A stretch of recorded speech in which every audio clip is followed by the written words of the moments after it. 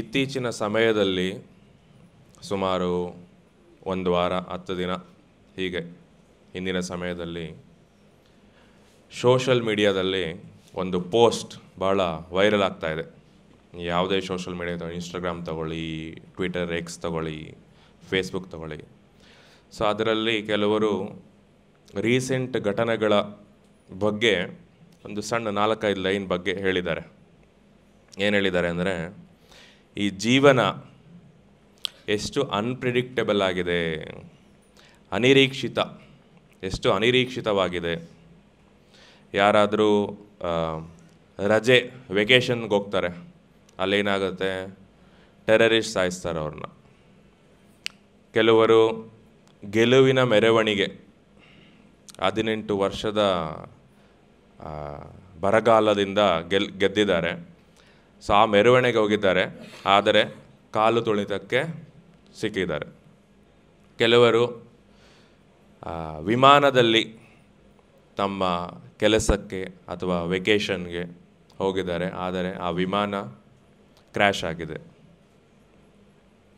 ಇನ್ನು ಕೆಲವರು ಏನು ಮಾಡಿಲ್ಲ, ಜಸ್ಟ್ ಅವರ ವಿದ್ಯೆ, ಎಜುಕೇಷನ್, ಡಾಕ್ಟರ್, ಮೆಡಿಕಲ್ ಮಾಡ್ತಾ ಇದ್ದಾರೆ. ಅವರು ತಮ್ಮ ಹಾಸ್ಟೆಲಲ್ಲಿದ್ದಾರೆ, ಲಂಚ್ ಮಾಡ್ತಾ ಇದ್ದಾರೆ, ಪ್ರಸಾದ ಊಟ ಮಾಡ್ತಾ ಇದ್ದಾರೆ. ಸೊ ಆವಾಗ ಮತ್ತೆ ವಿಮಾನ ಬಂದು ಅವ್ರ ಮೇಲೆ ಬೀಳುತ್ತೆ. ಸೊ ಇದು ಅವರ realisation in the recent times. ಅವರ ರಿಯಲೈಸೇಷನನ್ನು ಸೋಷಲ್ ಮೀಡಿಯಲ್ಲಿ ಹಾಕಿದ್ದಾರೆ. ಬೆಂಗಳೂರಲ್ಲಿ ನಡೆದಿರುವ ಘಟನೆಯು ಕೂಡ ಒಂದು ಹಾಡು ಕೂಡ ಹಾಕಿದ್ದಾರೆ. ಸೊ ಈ ರಿಯಲೈಸೇಷನ್ ಅವರಿಗೆ ಇವಾಗ ಬಂದಿದೆ, ಪ್ರತ್ಯಕ್ಷ ಪ್ರಮಾಣದಿಂದ ಬಂದಿದೆ. ತಮ್ಮ ಸ್ವಯಂ ಕಣ್ಣಿನಿಂದ ನೋಡಿ ಈ ಅಂಡರ್ಸ್ಟ್ಯಾಂಡಿಂಗ್ ಬಂದಿದೆ ಅವರಿಗೆ. ಆದರೆ ನಮ್ಮ ಶಾಸ್ತ್ರಗಳಲ್ಲಿ ಈ ಮೆಟೀರಿಯಲ್ ವರ್ಲ್ಡ್, ಭೌತಿಕ ಲೋಕ, ಅದರ ಪ್ರಕೃತಿ ಏನು, ಅದರ ನೇಚರ್ ಏನು ಅಂತ ಮುಂಚೆನೇ ಹೇಳಿದ್ದಾರೆ. ಭಗವದ್ಗೀತೆಯಲ್ಲಿ ಹೇಳಿದೆ, ಶ್ರೀಮದ್ ಭಾಗವತ ಪುರಾಣಲ್ಲಿ ಹೇಳಿದೆ. ಸೊ ಶ್ರೀಮದ್ ಭಾಗವತಮಲ್ಲಿ 10ನೇ ಸ್ಕಂದದಲ್ಲಿ ಈ ಶ್ಲೋಕ ಬರುತ್ತೆ, ಪದಂ ಪದಂ ಯದ್ವಿಪದಾಂ ನ ತೇಷಾಂ. ಶ್ಲೋಕ ಹೀಗಿದೆ, ಸಮಾಶ್ರಿಷ್ಟ ಯೇ ಪದಪಲ್ಲವ ಪ್ಲವಂ ಮಹತ್ಪದಂ ಪುಣ್ಯ ಯಶೋ ಮುರಾರೇಹೇ ಭುವಾಂಬುಧಿರ್ ವತ್ಸ ಪದಂ ಪರಂ ಪದಂ ಪದಂ ಪದಂ ಯದ್ವಿಪದಾಂ ನ ತೇಷಾಂ. ಸೊ ಇದರ ಅರ್ಥ ಶ್ರೀಲ ಪ್ರಭುಪಾದರು ಬರೀತಾರೆ, ಅನುವಾದ ಮತ್ತು ಭಾವಾರ್ಥ. ಅದು ಹೇಗಿದೆ ಅಂದರೆ,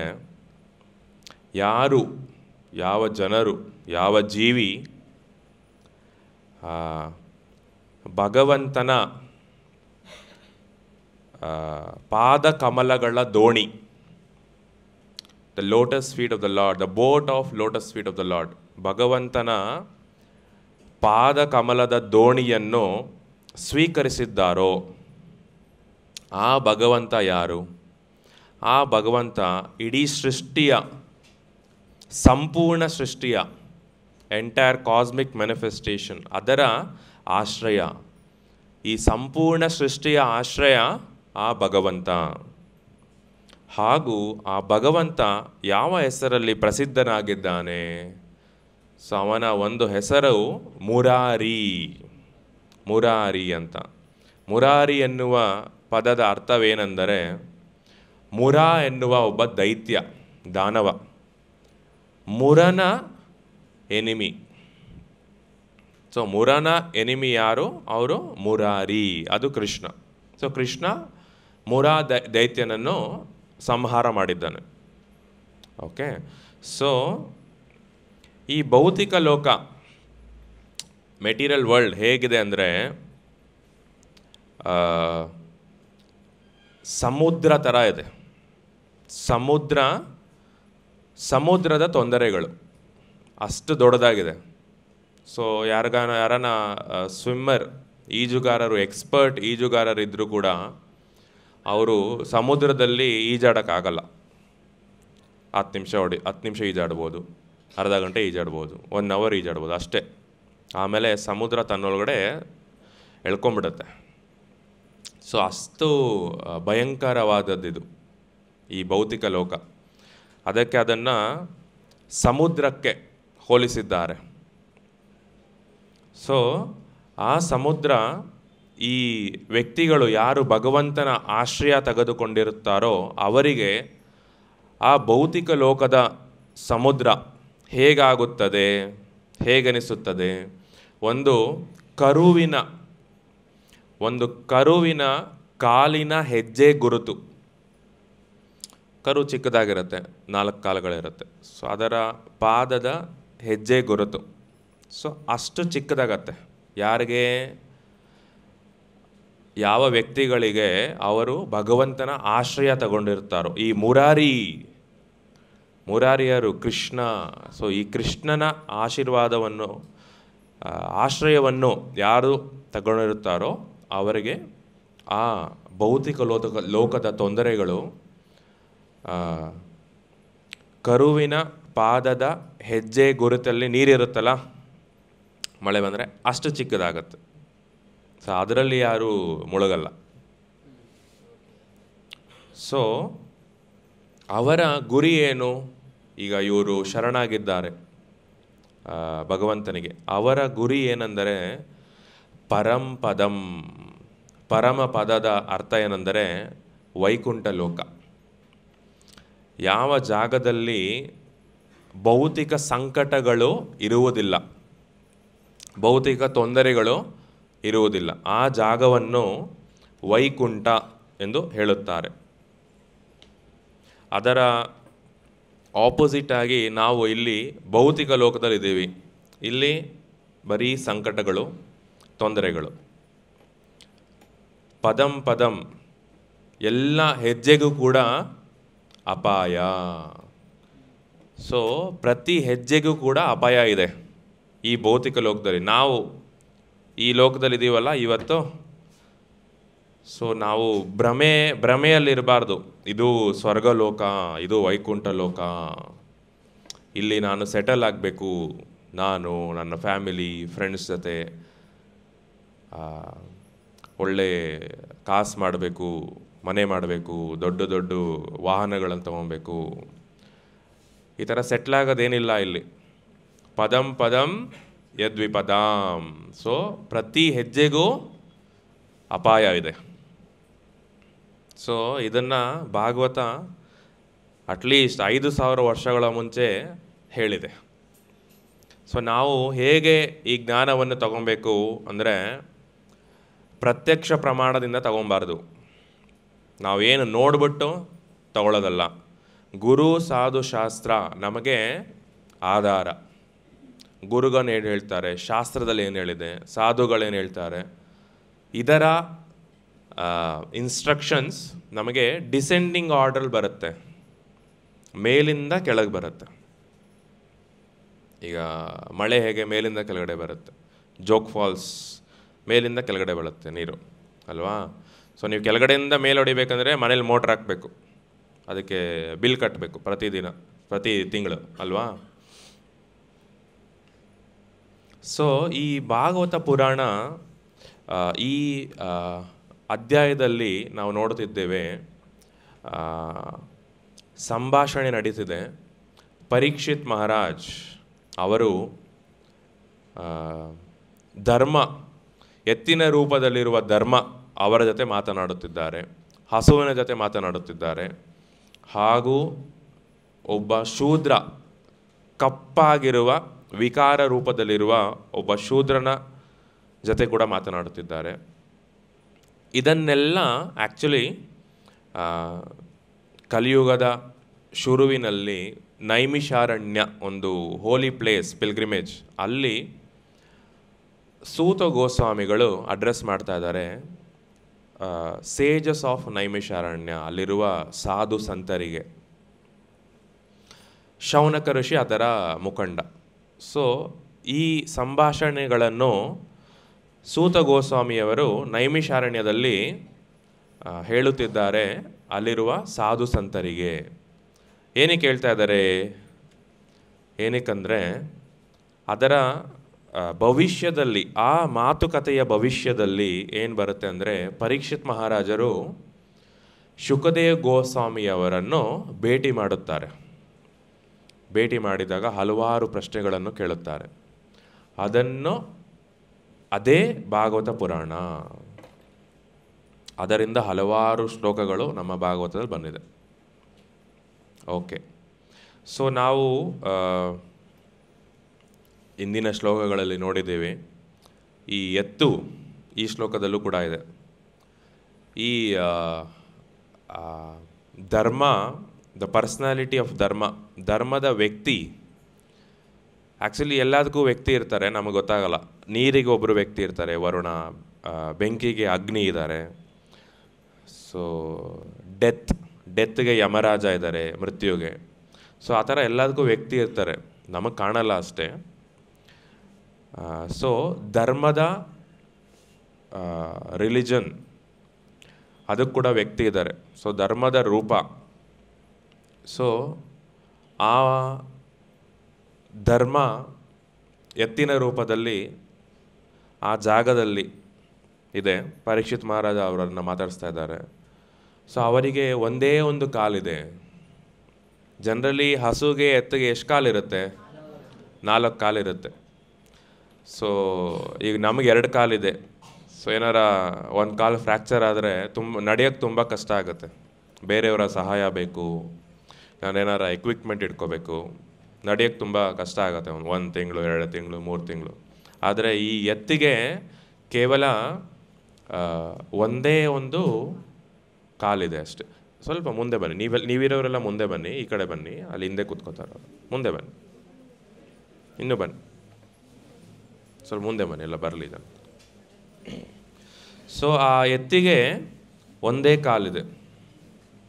ಇದು ಒಂದು ಸಂಕೇತ, ಇದೊಂದು ಇಂಡಿಕೇಶನ್ ಆ್ಯಕ್ಚುಲಿ. ಸೊ ಆ ಎತ್ತು ಒಂದು ಕಾಲಲ್ಲಿ ನಿಂತಿರುವುದು ಒಂದು ಸಂದೇಶ ತೋರುತ್ತದೆ ನಮಗೆ. ಸೊ ಅದೇ ರೂಪದಲ್ಲಿ ನಾವು ಈಗ ನೋಡಿ, ಇಲ್ಲಿ ವುಡನ್ ಪ್ಲ್ಯಾಟ್ಫಾರ್ಮ್ ಇದೆ. ಇದಕ್ಕೂ 4 ಕಾಲುಗಳಿದೆ. ಇಲ್ಲಿ ಒಂದು ಚೇರ್ ಇದೆ, ಈ ಚೇರ್ಗೂ ಕೂಡ 4 ಕಾಲುಗಳಿದೆ. ಸೊ ಈಗ ಅದನ್ನು ಮಂಟಪ ಮಾಡ್ತಿದ್ದಾರೆ, 4 ಪಿಲ್ಲರ್ ಬೇಕು. ಮನೆ ಮಾಡ್ತಾಯಿದ್ದಾರೆ, 4 ಪಿಲ್ಲರ್ ಬೇಕು. ಸೊ ಹಾಗೆ ಆ 4 ಕಂಬಗಳು, 4 ಪಿಲ್ಲರ್ಗಳು ಬಹಳ ಮುಖ್ಯವಾದದ್ದು. ಒಂದು ಸ್ಟೆಬಿಲಿಟಿ ಇರುತ್ತೆ. ಆ ಥರ ನಮ್ಮ ಧರ್ಮದಲ್ಲಿ, ಅಧರ್ಮದಲ್ಲಿ, ಪಾಪಕರ್ಮಗಳಲ್ಲಿ ಸೊ ಹಲವಾರು ರೀತಿಯ 4 ಕಂಬಗಳನ್ನು ಹೇಳಿದ್ದಾರೆ. ಸೊ ಅದರಲ್ಲಿ ಮೊದಲನೆಯದು ನೋಡೋಣ. 4 ಕಂಬಗಳು ಧರ್ಮದ ಕಂಬಗಳು. ಸೊ 4 ಧರ್ಮದ ಕಂಬಗಳು ಯಾವುದು? ಶುದ್ಧತೆ ಆರ್ ಸ್ವಚ್ಛತೆ 1, ಸತ್ಯನಿಷ್ಠೆ 2, ದಯೆ ಅಥವಾ ಕರುಣೆ 3, 4 ತಪಸ್ಸು, ಕ್ಲೆನ್ಲಿನೆಸ್, ಟ್ರೂತ್ಫುಲ್ನೆಸ್, ಮರ್ಸಿ, ಆಸ್ಟೆರಿಟಿ. ಶುದ್ಧತೆ, ಸತ್ಯನಿಷ್ಠೆ, ದಯೆ, ಕರುಣೆ ಮತ್ತು ತಪಸ್ಸು. ಸೊ ಇದು ಧರ್ಮದ ಕಂಬಗಳು ನಮ್ಮ ವೇದ ಗ್ರಂಥಗಳಲ್ಲಿ ಹೇಳಿದ್ದಾರೆ. ಸೊ ಈ ಎತ್ತಿನ 4 ಕಾಲುಗಳು ಈ ಧರ್ಮದ ಕಂಬಗಳನ್ನು ಸೂಚಿಸುತ್ತೆ. ಈ ಎತ್ತಿಗೆ ಒಂದೇ ಕಾಲಿತ್ತು.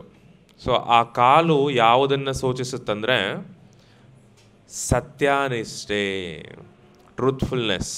ಈ ಕಲಿಯುಗದಲ್ಲಿ 3 ಕಂಬಗಳು ಮುರಿದು ಹೋಗಿದೆ. ಯಾವ 3 ಕಂಬಗಳು? ಯಾವುದರ 3 ಕಂಬಗಳು? ಧರ್ಮದ ಕಂಬಗಳು.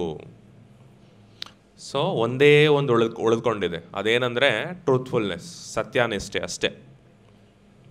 ಅದೇ ರೀತಿ 4 ಕಂಬಗಳಿದೆ ಅಧರ್ಮದ ಕಂಬಗಳು. ದ ಪಿಲ್ಲರ್ಸ್ ಆಫ್ ಇರ್ರಿಲಿಜನ್, ಅಧರ್ಮ. ಅದೇನೆಂದರೆ ಸುಳ್ಳು ಹೇಳುವುದು, ಲೈಯಿಂಗ್, ಹಿಂಸೆ, ವೈಲೆನ್ಸ್, ಆಮೇಲೆ ಅತೃಪ್ತಿ, ಡಿಸ್ಸ್ಯಾಟಿಸ್ಫ್ಯಾಕ್ಷನ್, ಮತ್ತು ಜಗಳವಾಡುವುದು, ಕ್ವಾರಲ್. ಸೊ ಸುಳ್ಳು, ಹಿಂಸೆ, ಅತೃಪ್ತಿ ಮತ್ತು ಜಗಳ, ಇದು 4 ಅಧರ್ಮದ ಕಂಬಗಳು. ಇದರಲ್ಲಿ 4 ಕೂಡ ಚೆನ್ನಾಗಿ ಬೆಳೀತಾ ಇದೆ ಕಲಿಯುಗದಲ್ಲಿ. ಸೊ ಈ ಹಿಂಸೆ ಅಂದರೆ ಕೇವಲ ಮನುಷ್ಯರಿಗಲ್ಲ, ಮನುಷ್ಯರಿಗೆ, ಪ್ರಾಣಿಗಳಿಗೆ, ಎಲ್ಲ ಜೀವಿಗಳಿಗೂ ಆಗುತ್ತೆ. ಸೊ ಹಿಂಸೆ ಕೊಡುವುದು ಬರೀ ಮನುಷ್ಯ, ಬೇರೆ ಯಾವ ಜೀವಿಗಳು ಹಿಂಸೆ ಕೊಡುವುದಿಲ್ಲ. ಸೊ ಮನುಷ್ಯ ಬೇರೆ ಮನುಷ್ಯರಿಗೆ ಅಥವಾ ಬೇರೆ ಜೀವಿಗಳಿಗೆ ಕೂಡ ಹಿಂಸೆ ಕೊಡುತ್ತಾನೆ.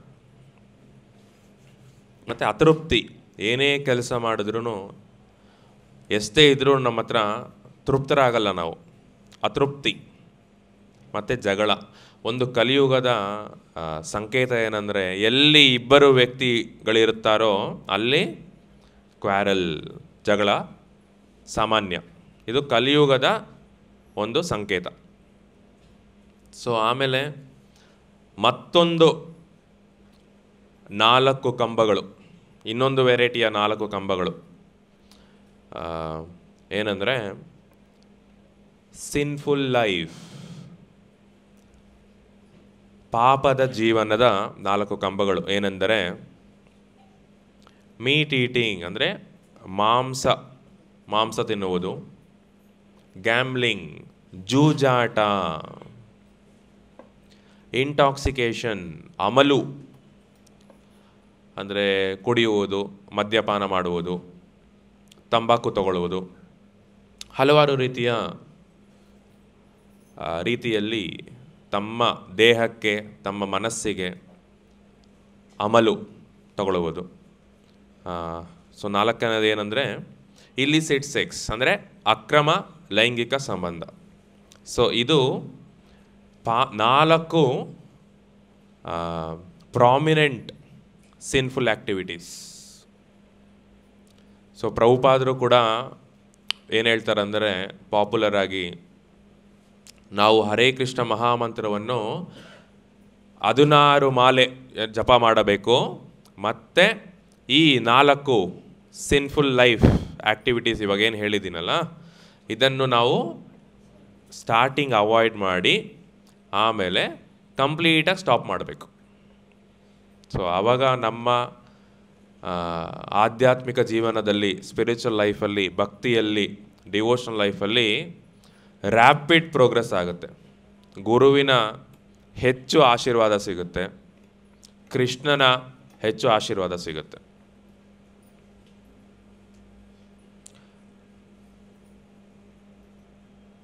ಸೊ 4 ಯುಗಗಳಿದೆ. ನಾವು ಇವಾಗ ಕಲಿಯುಗದಲ್ಲಿದ್ದೇವೆ, ಹೌದು ಅಲ್ವಾ? ಕಲಿಯುಗ ತಾನೆ. ಸೊ ಇದರ ಹಿಂದೆ ಕೂಡ 3 ಯುಗಗಳಿರುತ್ತೆ.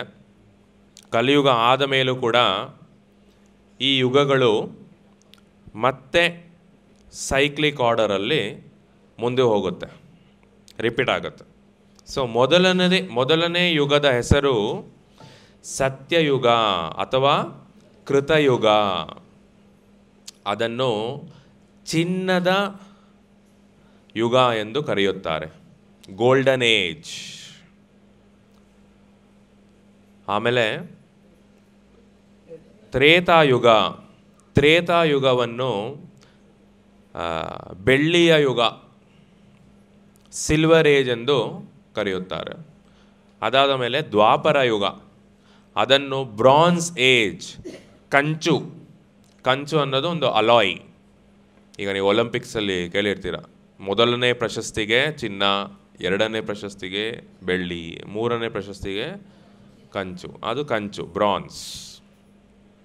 ದ್ವಾಪರ ಯುಗವನ್ನು ಕಂಚಿನ ಯುಗ, ಬ್ರಾನ್ಸ್ ಏಜ್ ಎಂದು ಹೇಳುತ್ತಾರೆ, ಶಾಸ್ತ್ರ ಹೇಳುತ್ತೆ. ಆಮೇಲೆ ನಾವಿರುವ ನಾವೆಲ್ಲ ಬಹಳ ಬಹಳ ಪುಣ್ಯ ಮಾಡಿದ್ದೀವಿ ಕಲಿಯುಗದಲ್ಲಿರೋದಕ್ಕೆ. ಬಹಳ ಫಾರ್ಚುನೇಟ್ ನಾವೆಲ್ಲ ಒಂದು ರೀತಿಯಲ್ಲಿ. ಸೊ ಕಲಿಯುಗವನ್ನು ಕಬ್ಬಿಣದ ಯುಗ, ಅಯನ್ ಏಜ್ ಅಂತ ಹೇಳಿದೆ.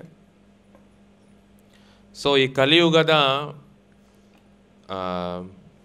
ಲೈಫ್ ಸ್ಪ್ಯಾನ್ ಎಷ್ಟು ವರ್ಷಗಳಿದೆ ಕಲಿಯುಗ ಅಂದರೆ 4,00,000 ಮತ್ತು 32,000 ವರ್ಷಗಳು. ಆಮೇಲೆ ದ್ವಾಪರ ಯುಗವನ್ನು ಅದನ್ನು ಕಲಿಯುಗಕ್ಕೆ 2 ಸಲ ಗುಣಾಕಾರ ಮಾಡಬೇಕು, ಮಲ್ಟಿಪ್ಲಿಕೇಶನ್. ಸೊ ಎಷ್ಟಾಗುತ್ತೆ? 8,64,000 ವರ್ಷಗಳು, 1000 ವರ್ಷಗಳು, 8,64,000 ವರ್ಷಗಳು. ಸೊ ಕಲಿಯುಗದ ಡ್ಯೂರೇಷನ್ಗೆ 3 ಸಲ ಗುಣಾಕಾರ ಮಾಡಿದಾಗ ತ್ರೇತಾಯುಗದ ಸಮಯ 12,96,000 ವರ್ಷಗಳು. ಆಮೇಲೆ ಸತ್ಯಯುಗ, ಹಾಗೆ ಕಲಿಯುಗದ ಲೈಫ್ ಸ್ಪ್ಯಾನ್ ಇಂಟು 4 ಬಾರಿ ಗುಣಾಕಾರ ಮಾಡಿದ್ರೆ 18,28,000 ವರ್ಷಗಳು. ಸೊ ನಾವೆಷ್ಟು ವರ್ಷ ಬದುಕ್ತೀವಿ? ನಮ್ಮ ಲೈಫ್ ಸ್ಪ್ಯಾನ್ ಏನು? ಎಷ್ಟು ಬದುಕ್ಬೋದು ನಾವು? ಜೋರಾಗಿ ಹೇಳಿ. 100 ಕೇಳಿಸ್ತು? ಹಾಂ, ಅಲ್ಲ 100ಕ್ಕಿಂತ ಕಮ್ಮಿ ಓಕೆ, 100ಕ್ಕಿಂತ ಜಾಸ್ತಿ ಏನಾದ್ರು ಬರ್ತಾ ಇದೆಯಾ? ಸಾಧ್ಯ ಇಲ್ಲ. Okay, anyways, okay, 70, 80, 70, 80. ಸೊ 100 ವರ್ಷ ಯಾರನ್ನ ಬದುಕಿದ್ರೆ ಈಸ್ ಫಾರ್ಚುನೇಟ್ ಅಂತ ಹೇಳ್ತಾರೆ. ಅವನಿಗೆ ಭಾಳ ಭಾಗ್ಯ ಇದೆ ಅಂತ. ಆದರೆ ಆ ವ್ಯಕ್ತಿಗೆ ಗೊತ್ತು ಎಷ್ಟು ತೊಂದರೆ ಅವರು 100 ವರ್ಷ ಅನುಭವಿಸ್ತಾ ಇದ್ದಾರೆ ಅಂತ. ಯಾರಿಗೂ ಹೇಳೋಕ್ಕಾಗಲ್ಲ. ಮಕ್ಕಳು ಮೊಮ್ಮಕ್ಕಳು ನೋಡ್ಕೊಳ್ಳಲ್ಲ, ಬಾಡಿ ಸಪೋರ್ಟ್ ಮಾಡಲ್ಲ, ಮೈಂಡ್ ಸಪೋರ್ಟ್ ಮಾಡಲ್ಲ. ಈಗ ಅವ್ರಿಗೆ ಏನೋ ತಿನ್ನಬೇಕು ಅಂತ ಆಸೆ ಇರುತ್ತೆ, ಆದರೆ ಅಲ್ಲೇ ಇರಲ್ಲ. ಅವ್ರಿಗೆ ಪಾರ್ಕಲ್ಲಿ ವಾಕಿಂಗ್ ಹೋಗ್ಬೇಕಂತ ಆಸೆ ಇರುತ್ತೆ, ನಡೆಯೋಕ್ಕಾಗಲ್ಲ, ಮಂಡಿ ನೋವುತ್ತೆ. ಸೊ ಆ ಥರ. ಸೊ ಕಲಿಯುಗದಲ್ಲಿ ಹಬ್ಬಬ್ಬ ಅಂದರೆ 100 ವರ್ಷಗಳು ಮನುಷ್ಯ ಜೀವಿಸ್ಬೋದು ಮ್ಯಾಕ್ಸಿಮಮ್. ಸೊ ನಾವು ಇದೇನು ಹೇಳ್ತಾ ಇದ್ದೀವಿ ಅಂದರೆ ಇದು 5,000 ವರ್ಷಗಳ ಮುಂಚೆನೇ ಕಲಿಯುಗ ಶುರು ಆಗಿದೆ. ಸೊ ಅದರ ಲೈಫ್ ಸ್ಪ್ಯಾನ್ ಇದು. ಆ ಜನಗಳ ಲೈಫ್ ಸ್ಪ್ಯಾನ್ ಏನಿತ್ತು ಅದು 100 ವರ್ಷ ಇತ್ತು. ಇವಾಗ ದಿನೇ ಅದು ಕಮ್ಮಿ ಆಗ್ತಾ ಇದೆ. ಸೊ ಇವಾಗ ಯಾರನ್ನ 60, 70, 80 ಟಚ್ ಮಾಡಿದ್ರೆ ಅದು ದೊಡ್ಡ ವಿಷಯ. ಆ ಥರ ಇದೆ ಕಲಿಯುಗದಲ್ಲೆಲ್ಲ. ಎಲ್ಲ ಮಾಲಿನ್ಯ, ಪೊಲ್ಯೂಷನ್, ನೀರು ಹಾಳಾಗಿದೆ, ಗಾಳಿ ಹಾಳಾಗಿದೆ, ಸರಿಯಾದ ಊಟ ಇಲ್ಲ, ಎಲ್ಲ ಕಡೆ ಪ್ಲಾಸ್ಟಿಕ್, ಮೈಕ್ರೋ ಪ್ಲಾಸ್ಟಿಕ್. ನಮ್ಮ ದೇಹದಲ್ಲೂ ಕೂಡ ಮೈಕ್ರೋ ಪ್ಲಾಸ್ಟಿಕ್ಸ್ ಇದೆ. ಎನಿವೇಸ್, ಇದು ಕಲಿಯುಗ ಮುಂದೆ ಹೋಗ್ಬೇಕಲ್ಲ.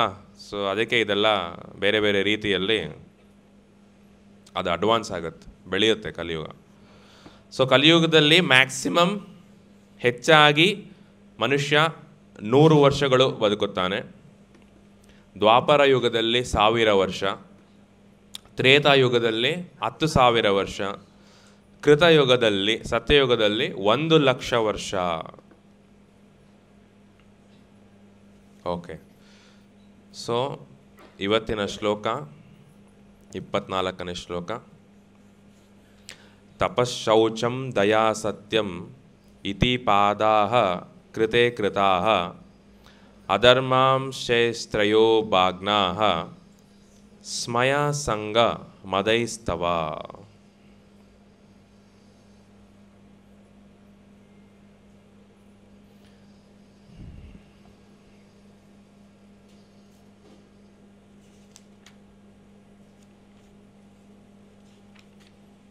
ಸೊ 21ನೇ ಶ್ಲೋಕದಲ್ಲಿ ಸೂತ ಮುನಿಗಳು ಹೇಳಿದ್ದಾರೆ.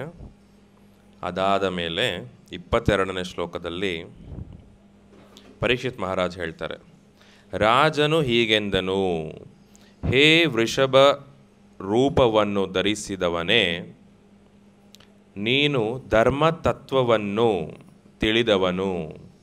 ಅಧರ್ಮ ಮಾಡುವವನಿಗೆ ದೊರೆಯತಕ್ಕ ದುರ್ಗತಿ ಅಧರ್ಮ ಮಾಡಲು ಸೂಚಿಸುವವನಿಗೂ ಬರುವುದೆಂದು ಎಂದಾಗಿ ಹೇಳುತ್ತಿರುವೆ. ನೀನು ವಾಸ್ತವವಾಗಿ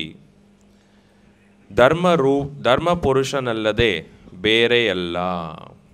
ಸೊ ಪರೀಕ್ಷಿತ್ ಮಹಾರಾಜನಿಗೆ ಈ ಎತ್ತು ಧರ್ಮಪುರುಷ, ಪರ್ಸ್ನಾಲಿಟಿ ಆಫ್ ಧರ್ಮ ಎಂದು ತಿಳಿತು. ಅದಾದ ಮೇಲೆ ಕೂಡ ಪರೀಕ್ಷಿತ್ ಮಹಾರಾಜ್ ಈ ಎತ್ತಿನ ಜೊತೆ ಸಂಭಾಷಣೆಯನ್ನು ಮಾತನಾಡುತ್ತಾನೆ, ಕಂಟಿನ್ಯೂ ಮಾಡ್ತಾನೆ.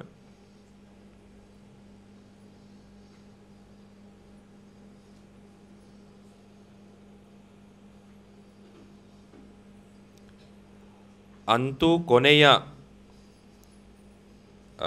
ನಿರ್ಣಯವೆಂದರೆ ಭಗವಂತನ ಶಕ್ತಿಗಳು ಇಂತಹ ರೀತಿ ಎಂಬುದು ಯಾರಿಗೂ ತಿಳಿಯದು. ಅವನು ಊಹಾತ್ಮಕ ಚಿಂತನೆಯಿಂದ ಅಥವಾ ಮಾತಿನ ಬಲದಿಂದ ಯಾವನೊಬ್ಬನಿಗೂ ಪರಿಗಣಿಸಲು ಸಾಧ್ಯವಾಗದು. ಓಕೆ, ಇವತ್ತಿನ ಶ್ಲೋಕ. ಸತ್ಯಯುಗದಲ್ಲಿ ನಿನಗೆ ತಪಸ್ಸು, ಶುಚಿತ್ವ, ದಯೆ, ಸತ್ಯ ಎಂಬ 4 ತತ್ವಗಳೇ ಪಾದಗಳಾಗಿದ್ದವು. ಆದರೆ ಗರ್ವ, ಸ್ತ್ರೀಸಂಗ ಮತ್ತು ಮತ್ತತೆ ಎಂಬ ಅಧರ್ಮಗಳಿಂದ ನಿನ್ನ 3 ಪಾದಗಳು ಮುರಿದು ಹೋಗಿವೆ ಎಂದು ತೋರುತ್ತದೆ. ಸೊ ಹೀಗೆ ಪರೀಕ್ಷಿತ್ ಮಹಾರಾಜ್ ತನ್ನ ದಿವ್ಯ ಜ್ಞಾನ ರಿಯಲೈಸೇಷನಿಂದ, ಟ್ರಾನ್ಸಿಡೆಂಟಲ್ ರಿಯಲೈಸೇಷನಿಂದ ಎತ್ತಿನ ಜೊತೆ ಈ ಧರ್ಮನ ಜೊತೆ, ಎತ್ತಿನ ರೂಪದಲ್ಲಿರುವ ಧರ್ಮನ ಜೊತೆ ಮಾತನಾಡುತ್ತಿದ್ದಾನೆ. ಸೊ ಸತ್ಯಯುಗದಲ್ಲಿ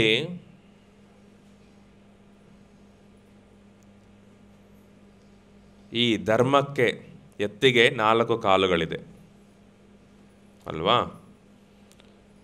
ಆಮೇಲೆ ಕಲಿಯುಗದಲ್ಲಿ ಬಂದಾಗ 3 ಕಾಲನ್ನು ಕಳೆದುಕೊಂಡಿದೆ.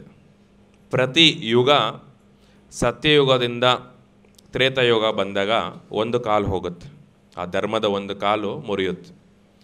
ತ್ರೇತಾಯುಗದಿಂದ ದ್ವಾಪರ ಯುಗಕ್ಕೆ ಬಂದಾಗ 1 ಕಾಲು ಹೋಗುತ್ತೆ, 3ರಿಂದ 2 ಆಗುತ್ತೆ. ಮತ್ತು ದ್ವಾಪರದಿಂದ ಕಲಿಯುಗೆ ಬಂದಾಗ ಆ 2ರಲ್ಲಿ 1 ಹೋಗುತ್ತೆ, 1 ಕೂಡ ಉಳ್ಕೊಳ್ಳುತ್ತೆ. ಸೊ ಸತ್ಯತೆ ಮಾತ್ರ ಉಳ್ಕೊಳ್ಳುತ್ತೆ. ಈಗ ಅದು ಕೂಡ ಕಡಿಮೆ ಆಗ್ತಿದೆ. ಓಕೆ, ಹೇಗೆ ಕಾಣುತ್ತದೆ ಅಂದರೆ ಈ 3 ಕಾಲುಗಳು ನಿಂದು ಮುರಿದಿದೆ. ಯಾವುದರಿಂದ? ಅಧರ್ಮದಿಂದ. ಅಧರ್ಮ ಜಾಸ್ತಿಯಾಗಿದೆ, ಬಹಳ ಬೆಳೆದಿದೆ ಕಲಿಯುಗದಲ್ಲಿ. ಯಾವ ರೂಪದಲ್ಲಿ ಬೆಳೆದಿದೆ ಇವು ಅಂದರೆ ಅತಿ ಗರ್ವ, ಪ್ರೈಡ್,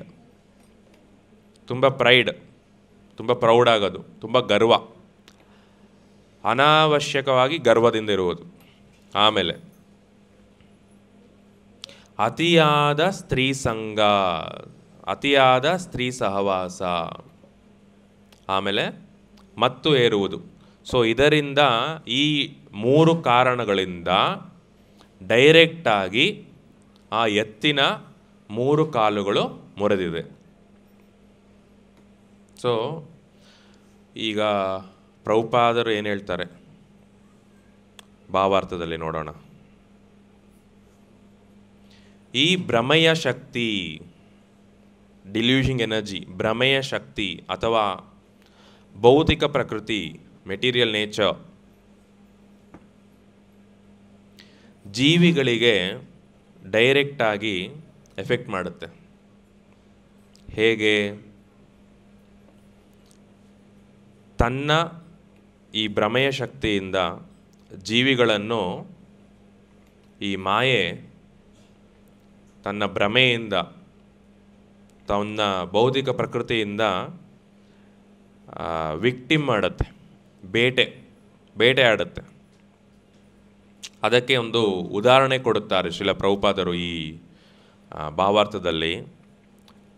ಒಂದು ರೀತಿಯ ಹುಳ ಇದೆ. ಹುಳದ ಹೆಸರು ಮಾತ್ ಅಂತ. ಆ್ಯಕ್ಚುಲಿ ಪತಂಗಗಳು ಅಂತ. ಪತಂಗ ಅಂದರೆ ಗಾಳಿಪಟ ಅಲ್ಲ, ಪತಂಗ ಅಂದರೆ ಒಂದು ಹುಳ ಅದು. ಆ್ಯಕ್ಚುಲಿ ಈಗ ನೀವು ನಿಮ್ಮ ಮನೆಯ ಆಚೆ ಕೂಡ ಸ್ಟ್ರೀಟ್ ಲೈಟ್ ಇರುತ್ತಲ್ಲ, ಸ್ಟ್ರೀಟ್ ಲೈಟ್ ಕಂಬ, ಅದರಲ್ಲೂ ಕೂಡ ನೀವು ನೋಡ್ಬೋದು. ಕೆಲವು ಅದೇ ಮಳೆಗಾಲದಲ್ಲಿ ನೋಡ್ಬೋದು ಎಷ್ಟೊಂದು ಹುಳಗಳು ಆ ಲೈಟನ್ನು ರಾತ್ರಿ ಸಮಯದಲ್ಲಿ ಅಲ್ಲಿ ಆ ಲೈಟ್ ಹತ್ರನೇ ಇರುತ್ತೆ. ಆ್ಯಸ್ ಇಫ್ ಅವರಿಗೆ ಆ ಲೈಟಿಂದನೇ ಎನರ್ಜಿ ಸಿಗ್ತಿದೆ, ಆ ಥರ. ಆ ಲೈಟ್ ಇಲ್ಲದೆ ಅವ್ರಿಗೆ ಬದುಕೇ ಇಲ್ಲ. ಹಾಗೆ ಆ ಎಲ್ಲ ಪತಂಗಗಳು, ಆ ಹುಳುಗಳು ಅಲ್ಲಿ ಇರುತ್ತೆ. ಸೊ ಆ ಬೆಳಕಿನಿಂದ ಏನಾಗುತ್ತೆ, ಆ ಶಾಖೆಯಿಂದ, ಆ ಬೆಂಕಿಯಿಂದ ಕೆಲವು ಸಲ ಬೆಂಕಿಗೆ ಕೂಡ ಹೋಗುತ್ತದು. ನೀವು ಬಾನ್ ಫೈರ್ ಬೆಂಕಿ ಹಾಕಿದ್ರೆ ಆ ಬೆಂಕಿ ಕೂಡ ಹೋಗುತ್ತದು. ಆ ಶಾಖದಿಂದ, ಆ ಬೆಳಕಿನಿಂದ ಅದು ಅಟ್ರ್ಯಾಕ್ಟ್ ಆಗುತ್ತೆ. ಏನಾಗುತ್ತೆ, ಅದರಿಂದ ಕ್ಯಾಪ್ಟಿವೇಟ್ ಆಗಿ ಆ ಬೆಳಕಿನಿಂದ ನಾಳೆ ಬೆಳಗ್ಗೆ ನೀವು ನೋಡಿದ್ರೆ ಆ ಹುಳುಗಳೆಲ್ಲ ಸತ್ತಿರುತ್ತೆ, ನೆಲದ ಮೇಲೆ ಇರುತ್ತೆ. ಅವರು ಕ್ಲೀನ್ ಮಾಡ್ತಾ ಇರ್ತಾರೆ ಬೆಳಗ್ಗೆ. ಸೊ ಈ ಎಕ್ಸಾಂಪಲ್ ಏನು ಕೊಟ್ಟಿದ್ದಾರೆ ಅಂದರೆ, ಪ್ರಭುಪಾದರು ಭಾವಾರ್ಥದಲ್ಲಿ ಸಿಮಿಲರ್ ಆಗಿ ಈಗ ಹೇಗೆ ಆ ಪತಂಗಗಳು ಆ ಬೆಳಕಿಗೆ, ಆ ಶಾಖೆಗೆ ಅಟ್ರ್ಯಾಕ್ಷನ್ ಆಗಿ ತಮ್ಮ ಜೀವವನ್ನೇ ಕಳೆದುಕೊಂಡುತ್ತಾ ಇದ್ದಾರೆ ಅಲ್ವಾ. ಆ ಟೆಂಪರರಿ ಆ ಅಲ್ಯೂರ್ಮೆಂಟ್ಗೆ, ಆ ಹೀಟಿಗೆ, ಲೈಟ್ಗೆ ಆ ಪತಂಗಗಳು, ಆ ಹುಳುಗಳು, ಇನ್ಸೆಕ್ಟ್ಸ್, ಮಾತ್ಸ್ ಆ ಶಾಖೆಯ ಅಟ್ರ್ಯಾಕ್ಷನ್ಗೆ ಹೋಗಿ ತಮ್ಮ ಜೀವನಗಳನ್ನು ಕಳೆದುಕೊಂಡುತ್ತಾರೆ. ಅದೇ ರೀತಿ ಈ ಭ್ರಮೆಯ ಶಕ್ತಿ ಯಾವಾಗಲೂ ಬದ್ಧಾತ್ಮರ ಮನಗಳನ್ನು ಸೆಳೆಯುತ್ತಿದೆ. ಅದೇ ಎಕ್ಸಾಂಪಲ್ ನೀವು ಕಂಪೇರ್ ಮಾಡಿಕೊಂಡ್ರೆ, ಈ ಮಾಯೆಯ ಭ್ರಮೆಯ ಶಕ್ತಿ ಯಾವಾಗಲೂ ಬದ್ಧಾತ್ಮರು ಅಂದರೆ ನಮ್ಮ ಥರ ಶುದ್ಧ ಭಕ್ತರಲ್ಲ. ಶುದ್ಧ ಭಕ್ತರನ್ನು ಏನೂ ಮಾಡೋಕ್ಕಾಗಲ್ಲ. ಬದ್ಧಾತ್ಮರು, ಕಂಡೀಷನ್ ಸೋಲ್ಸ್. ಸೊ ಬದ್ಧಾತ್ಮರನ್ನು ಮನ ಸೆಳೆಯುತ್ತಿದೆ, ತನ್ನ ಬೇಟೆ ಮಾಡುತ್ತಿದೆ ಬದ್ಧಾತ್ಮರನ್ನು. ಯಾವುದಕ್ಕೆ? ಈ ಭ್ರಮೆಯ ಅಗ್ನಿಗೆ, ಭ್ರಮೆ ಎಂಬುವ ಅಗ್ನಿಗೆ ಈ ಜೀವಿಗಳನ್ನು ಬೇಟೆಯಾಡುತ್ತಿದೆ, ಪ್ರೇ. ಆಮೇಲೆ ವೇದಶಾಸ್ತ್ರಗಳು ನಮಗೆ, ವೇದಿಕ್ ಲಿಟ್ರೇಚರ್ಸ್ ನಮಗೆ ಈ ವಿಚಾರವನ್ನು ಎಚ್ಚರಿಕೆ ನೀಡುತ್ತೆ. ವೇದಶಾಸ್ತ್ರಗಳು ನಮಗೆ ಏನಂತ? ಬದ್ಧಾತ್ಮರೇ, ನೀವು ಈ ಭ್ರಮೆ ಶಕ್ತಿಗೆ ಬೇಟೆಯಾಗಬಾರದು, ಇದರಿಂದ ಆಚೆ ಬರಬೇಕು ನೀವು.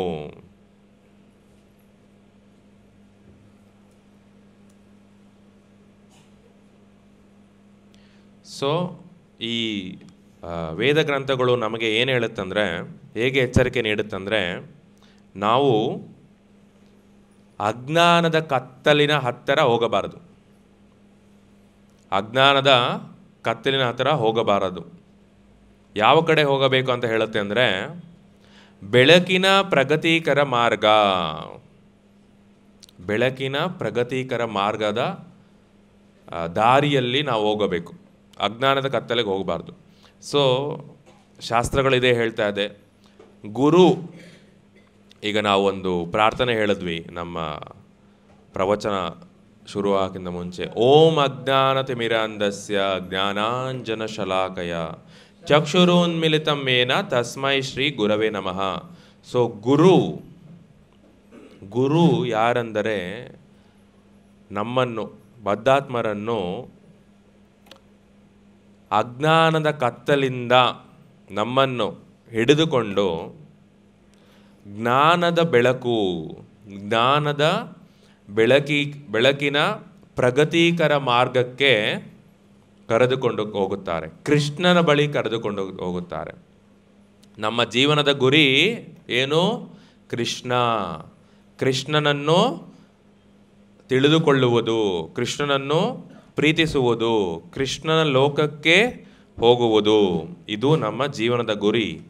ಸೊ ಅದು ಶುದ್ಧ ಭಕ್ತರು ಬದ್ಧ ಜೀವಿಗಳಿಗೆ ಈ ವಿಚಾರಗಳನ್ನು ಹೇಳಿ ಗೈಡ್ ಮಾಡ್ತಾರೆ. ಅವರು ರೆಸ್ಪಾನ್ಸಿಬಿಲಿಟಿ ತಗೋತಾರೆ ಆ ಬದ್ಧಾತ್ಮರನ್ನು ಆ ಡೆಸ್ಟಿನೇಷನ್, ವೈಕುಂಠ ಲೋಕದ ಡೆಸ್ಟಿನೇಷನ್ಗೆ ಕರ್ಕೊಂಡು ಹೋಗಕ್ಕೆ.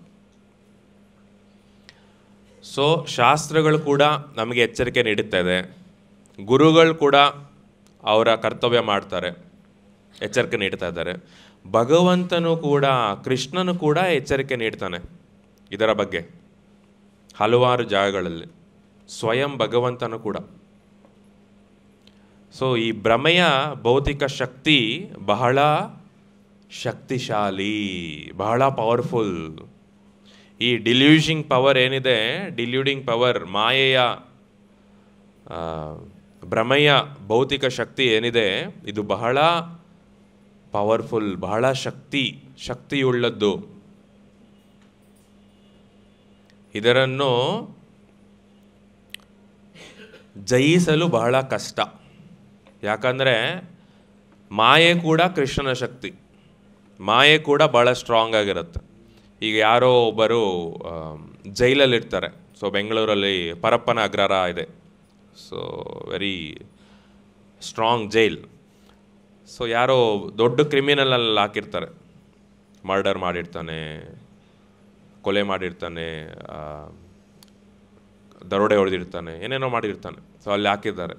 ಸೊ ಅವನು ಆ ಜೈಲಿನಿಂದ, ಆ ಪ್ರಿಸನ್ನಿಂದ ಆಚೆ ಬರಬೇಕಾದ್ರೆ ಅಷ್ಟು ಈಸಿಯಾಗಿ ಆಚೆ ಬರೋಕ್ಕಾಗಲ್ಲ. ಅಲ್ಲಿರುವ ಜೈಲರ್ ಅಲರ್ಟ್ ಆಗಿಬಿಡ್ತಾನೆ. ತುಂಬ ಕಷ್ಟ ಅವನಿಗೆ ಆ ಜೈಲಿನಿಂದ ಆಚೆ ಬರುವುದು. ಹೌದೋ ಅಲ್ವೋ? ಸೊ ಅದೇ ರೀತಿ ನಾವು ಈ ಭೌತಿಕ ಲೋಕದಲ್ಲಿದ್ದೀವಿ. ಮಾಯಾದೇವಿ ಬಹಳ ಅಲರ್ಟ್ ಆಗಿದ್ದಾರೆ ಈಗ. ಯಾರು ಭಕ್ತರಲ್ಲ, ಅಭಕ್ತರು, ನಾನ್ ಭಕ್ತರು, ಅವರಿಗೆ ಮಾಯಾದೇವಿ ಶೆಲ್ಟರ್ ಕೊಟ್ಟಿದ್ದಾರೆ. ಸೊ ಇಲ್ಲಿ ಎಷ್ಟೊಂದು ಮಗುಗಳಿದ್ದಾರೆ. ಸೊ ಆ ಥರ ಮಗುವನ್ನು ತನ್ನ ತೊಡೆಯ ಮೇಲೆ ಹೇಗೆ ತಾಯಿ ಮಲಗಿಸ್ಬಿಟ್ಟು ಲಾಲಿ ಹಾಡ್ತಾಳೆ, ತನ್ನ ತಲೆಯನ್ನು ಸವರ್ತಾಳೆ, ಆ ಥರ ಮಾಯಾದೇವಿ ಎಲ್ಲ ಜೀವಿಗಳನ್ನು ತನ್ನ ತೊಡೆಯ ಮೇಲೆ ಮಲಗಿಸ್ಕೊಂಡು ಲಾಲಿ ಹಾಡ್ತಾ ಇದ್ದಾಳೆ. ಸೊ ಎಲ್ಲ ಜೀವಿಗಳು ಚೆನ್ನಾಗಿ ಮನಗ್ತಾ ಇದ್ದಾರೆ, ಜಾಸ್ತಿ ಮನಗ್ತಾ ಇದ್ದಾರೆ. ಸೊ ಆ ಮಾಯಾ ಶಕ್ತಿಯಿಂದ ಆಚೆ ಬರುವುದು ಬಹಳ ಬಹಳ ಕಷ್ಟ, ಅದನ್ನು ಜಯಿಸುವುದು ಬಹಳ ಕಷ್ಟ. ಆದರೆ ಯಾರಾದರೂ, ಯಾವ ವ್ಯಕ್ತಿಯಾದರೂ, ಯಾವ ಜೀವಿಯಾದರೂ ಸಂಪೂರ್ಣವಾಗಿ ಶರಣಾಗತಿ, ಕಂಪ್ಲೀಟ್ ಸರೆಂಡರ್, ಸಂಪೂರ್ಣವಾಗಿ ಭಗವಂತನಿಗೆ ಶರಣಾದರೆ ಈ ಮಾಯಾ ಶಕ್ತಿಯಿಂದ ಆಚೆ ಬರುವುದು ಬಹಳ ಸುಲಭವಾಗುತ್ತದೆ. ಹೇಗೆ ನಾವು ಒಂದು ಎಕ್ಸಾಂಪಲ್, ಒಂದು 10ನೇ ಸ್ಕಂದದ ಶ್ಲೋಕ ಪದಂ ಪದಂ ಯದ್ವಿಪದಾಂ ಹೇಳಿದ್ವೋ, ಆ ಸಮುದ್ರದ ತೊಂದರೆ ಹೇಗಾಗುತ್ತೆ, ಕರುವಿನ ಪಾದದ ಗುರುತು, ಆ ಗುರುತಲ್ಲಿ ನೀರಿರುತ್ತಲ್ಲ ಹಾಗೆ ಚಿಕ್ಕದಾಗುತ್ತಲ್ಲ, ಆ ಥರ ನಾವು ಭಗವಂತನಿಗೆ, ಕೃಷ್ಣನಿಗೆ ಸಂಪೂರ್ಣವಾಗಿ ಶರಣಾಗತಿ ಆದರೆ, ಕೃಷ್ಣನ ಪಾದಕ್ಕೆ, ಪಾದ ಕಮಲಗಳಿಗೆ ಶರಣಾಗತಿ ಆದರೆ ಈ ಮಾಯಾಶಕ್ತಿಯಿಂದ ಆಚೆ ಬರುವುದು ಬಹಳ ಸುಲಭವಾಗುತ್ತೆ, ಬಹಳ ಸುಲಭವಾಗುತ್ತೆ. ಯಾವಾಗ ಭಗವಂತನ ಪಾದ ಕಮಲಗಳ ಶರಣಾಗತಿ ತಗೊಂಡ್ರೆ ಮಾತ್ರ, ಇಲ್ಲಾಂದರೆ ಇಲ್ಲ. ಹಾಗೆ ಹೇಗೆ ಶರಣಾಗತಿ ತಗೊಳ್ಳೋದು? ಭಗವಂತನ ಪಾದಗಳು, ಈ ಪರ್ಪಟಲ್ ಕೂಡ ಪ್ರಭುಪಾದ ಹೇಳ್ತಾ ಇದ್ದಾರೆ ಭಾವಾರ್ಥದಲ್ಲಿ. ಮೊದಲು ಜೀವಿಗಳು ಈ 4 ಧರ್ಮದ ಕಂಬಗಳನ್ನು, ಧರ್ಮದ ತತ್ವಗಳನ್ನು ತಮ್ಮ ಜೀವನದಲ್ಲಿ ಪ್ರಾಕ್ಟೀಸ್ ಮಾಡಬೇಕು, ಅಳವಡಿಸ್ಕೊಳ್ಳಬೇಕು. ತಪಸ್ಸು, ಸ್ವಚ್ಛತೆ, ದಯೆ ಮತ್ತು ಸತ್ಯನಿಷ್ಠೆ. ತಪಸ್ಸು, ಆಸ್ಟೆರಿಟಿ. ಸೊ ಆಸ್ಟೆರಿಟಿ ಏನು ಮಾಡ್ಬೋದು ನಾವು? ಎಲ್ಲ ಪ್ರಭುಪಾದ ನಮಗೆ ಹೇಳಿಬಿಟ್ಟಿದ್ದಾರೆ, ಹೊಸದಾಗಿ ಏನು ರಿಸರ್ಚ್ ಮಾಡೋದೇನು ಅವಶ್ಯಕತೆ ಇಲ್ಲ. ನಾವು ಆಸ್ಟೆರಿಟಿ ಏನು ಮಾಡಬೇಕಂದ್ರೆ, ಬೆಳಗ್ಗೆ ಬೇಗ ಎದ್ದೇಳಬೇಕು, ರಾತ್ರಿ ಬೇಗ ಮನ್ಕೋಬೇಕು. ಫಸ್ಟು ರಾತ್ರಿ ಲೇಟಾಗಿ ಮನ್ಕೊಂಡ್ರೆ ಬೆಳಗ್ಗೆ ಎದ್ದೇಳಕ್ಕೆ ಕಷ್ಟ, ಬೇಗ ಎದ್ದೇಳಕ್ಕೆ. ಸೊ ರಾತ್ರಿ ಬೇಗ ಮನ್ಕೊಂಡು ಬೆಳಗ್ಗೆ ಬೇಗ ಎದ್ದು ರೆಡಿಯಾಗಿ ಸ್ನಾನ ಮಾಡಿಕೊಂಡು ಜಪ ಮಾಡಬೇಕು. ಟೈಮ್ ಇದ್ದರೆ ಮನೇಲಿ ಮಂಗಳಾರತಿ ಮಾಡಬೇಕು, ಇಲ್ಲ ಹತ್ರ ಇದ್ದರೆ ಟೆಂಪಲ್ಗೆ ದೇವಸ್ಥಾನಕ್ಕೆ ಬಂದು ಮಂಗಳಾರತಿ ಅಟೆಂಡ್ ಮಾಡಬೇಕು. ಸೊ ಇಲ್ಲಿ ಯಾರ್ಯಾರು ಕೂತಿದ್ರೆ ಎಲ್ಲರಿಗೂ ಒಂದು ರಿಕ್ವೆಸ್ಟ್, ತಮ್ಮ ಮೊಬೈಲ್ ಫೋನುಗಳನ್ನು ಸೈಲೆಂಟಲ್ಲಿ ಇಡಿ ದಯವಿಟ್ಟು. ಈ ಕ್ಲಾಸ್ ಅಲ್ಲ, ಯಾವುದೇ ಕ್ಲಾಸ್ ಅಟೆಂಡ್ ಮಾಡಿದ್ರು ಕೂಡ ಅದು ಭಾಳ ಮುಖ್ಯವಾದದ್ದು. ನೀವು ಡಿಸ್ಟರ್ಬ್ ಆಗ್ತೀರಾ, ಇಲ್ಲಿ ಕೂತಿರೋರಿಗೆ ಡಿಸ್ಟರ್ಬ್ ಆಗುತ್ತೆ, ನನಗೂ ಕೂಡ ಡಿಸ್ಟರ್ಬ್ ಆಗುತ್ತೆ. ನಾನು ನಿಮಗೇನು ಹೇಳಬೇಕೋ, ನಾನಂತಲ್ಲ, ಯಾರೇ ಕೂತಿರಲಿ ಇಲ್ಲಿ ಭಕ್ತರು, ಅವರು ಏನು ಹೇಳಬೇಕೋ ಅದು ಅವ್ರಿಗೆ ಮಿಸ್ ಆಗ್ಬೋದು. ಸೊ ಫ್ಲೋ ಕಟ್ ಆಗುತ್ತೆ. ಸೊ ದಯವಿಟ್ಟು 1 hour ಕೃಷ್ಣನಿಗೆ ಕೊಟ್ಬಿಡಿ ಭಾಗವತಮ್ ಕ್ಲಾಸಲ್ಲಿ. ಜಪ ಮಾಡಬೇಕಾದ್ರು ಕೂಡ ಮೊಬೈಲ್ ನೋಡ್ತಾ ಇರ್ತೀರಾ, ಅಲ್ಲ ಒಂದೊಂದ್ಸಲ ನಾನು ನೋಡ್ತೀನಿ, ಬಟ್ ಅದು ಒಂದು ಬ್ಯಾಡ್ ಹ್ಯಾಬಿಟ್ ಆ್ಯಕ್ಚುಲಿ. ಸೊ ಅದೇ ಥರ ಕ್ಲಾಸಲ್ಲಿದ್ದಾಗ ದಯವಿಟ್ಟು ಸೈಲೆಂಟಲ್ಲಿ ಇಡಿ ನಿಮ್ಮ ಮೊಬೈಲನ್ನು. ಕ್ಲಾಸ್ ಆದಮೇಲೆ ನೋಡ್ಕೋಬೋದು. ಸೊ ಈ ಧರ್ಮದ ಕಂಬಗಳಾದ 4 ಕಂಬಗಳಾದ ತಪಸ್ಸು, ಸ್ವಚ್ಛತೆ, ದಯೆ, ಸತ್ಯವನ್ನು ನಮ್ಮ ಜೀವನದಲ್ಲಿ ಅಳವಡಿಸ್ಕೋಬೇಕು. ತಪಸ್ಸು, ಏಕಾದಶಿ, ಇವತ್ತು ಏಕಾದಶಿ. ಸೊ ಆದರೆ ನಿರ್ಜಲ ಮಾಡಬೇಕು. ಏಕಾದಶಿ ದಿನ ಧಾನ್ಯ ತಿನ್ನಬಾರ್ದು, ನೋ ಗ್ರೇನ್ಸ್. ನಾಳೆ ಬೆಳಗ್ಗೆ ಸೂರ್ಯ ಉದಯ ಆದಮೇಲೆ ಗ್ರೇನ್ಸ್ ತೊಗೋಬೋದು ಪ್ರಸಾದ. ಸೊ ಇವತ್ತು ಜಾಸ್ತಿ ಜಪ ಮಾಡಬೇಕು. ಜಪ ಮಾಡಿ ಹರೇ ಕೃಷ್ಣ ಕೃಷ್ಣ ಕೃಷ್ಣ ಹರೇ ಹರೇ, ಹರೇ ರಾಮ ರಾಮ ರಾಮ ಹರೇ ಹರೇ ಜಪ ಮಾಡಿ ಕೇಳಿಸ್ಕೋಬೇಕು. ಸೊ ದಿನ ಜಪ ಮಾಡಬೇಕು. ಆದರೆ ಮಂಗಳಾರತಿ ಅಟೆಂಡ್ ಮಾಡಬೇಕು, ಗುರುಪೂಜಾ ಹೇಳ್ಬೋದು. ಅದು ಟೆಂಪಲ್ಗೆ ಹತ್ರ ಇದ್ದರೆ ಟೆಂಪಲ್ ಬಂದು ಅಟೆಂಡ್ ಮಾಡ್ಬೋದು, ಇಲ್ಲಾಂದರೆ ಮನೆಯಲ್ಲೇ ಒಂದು ಚಿಕ್ಕ ಪ್ರೋಗ್ರಾಮ್ ಅರ್ಧ ಗಂಟೆ 45 ನಿಮಿಷ ಮಾಡ್ಬೋದು. ಸೊ ಜಪ ಮಾಡಬೇಕು, ಭಗವಂತನಿಗೆ ಅಡುಗೆ ಮಾಡಬೇಕು, ನೈವೇದ್ಯ ಮಾಡಬೇಕು. ಸೊ ಇದೆಲ್ಲ ತಪಸ್ಯ, ಚಿಕ್ಕ ಚಿಕ್ಕ ತಪಸ್ಯ, ತುಂಬ ದೊಡ್ಡ ತಪಸ್ಯ ಬೇಡ. ಒಂದು ಕಾಲಲ್ಲಿ ನಿಂತ್ಕೊಳ್ಳೋದು, ಮಳೆ ಚಳಿಯಲ್ಲಿ ಹಿಮಾಲಯದಲ್ಲಿ ತಪಸ್ಸು ಮಾಡೋದು, ಅದೆಲ್ಲ ಬೇಡ. ಚಿಕ್ಕ ಚಿಕ್ಕ ತಪಸ್ಯ ಕೊಟ್ಟಿದ್ದಾರೆ ಪ್ರಭುಪಾದರು ನಮಗೆ, ಅದನ್ನು ಮಾಡಬೇಕಷ್ಟೆ. ಸೊ ಆಮೇಲೆ ಇದು 4 ಪಾಪಗಳು, ಪಾಪದ ಧರ್ಮಗಳನ್ನು, ಪಾಪದ ಕಂಬಗಳನ್ನು ಅವಾಯ್ಡ್ ಮಾಡಬೇಕು. ಆಮೇಲೆ ಸ್ವಚ್ಛತೆ, ದಿನ ಸ್ನಾನ ಮಾಡಬೇಕು. ಅದು ನಮ್ಮ ದೇಹಕ್ಕೆ, ಅದು ಬಹಿರಂಗ ಸ್ನಾನ. ಸೊ ಅಂತರಂಗ ಸ್ನಾನ, ಒಳಗಡೆ ಕೂಡ ಸ್ನಾನ ಆಗುತ್ತೆ. ಏನಂದರೆ ಜಪ ಮಾಡುವುದು, ಪ್ರಭುಪಾದರ ಪುಸ್ತಕಗಳನ್ನು ಓದುವುದು,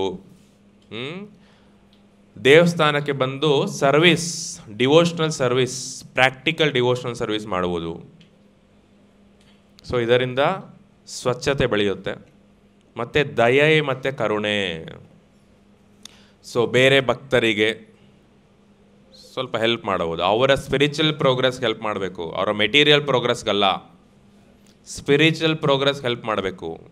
ಆಮೇಲೆ ಬೇರೆ ಜೀವಿಗಳಿಗೆ, ಈಗ ನಿಮ್ಮ ಮನೇಲಿ ಪ್ರಸಾದ ಇರುತ್ತೆ, ಸೊ ನೀವೆಲ್ಲ ತಿಂದ್ರಿ,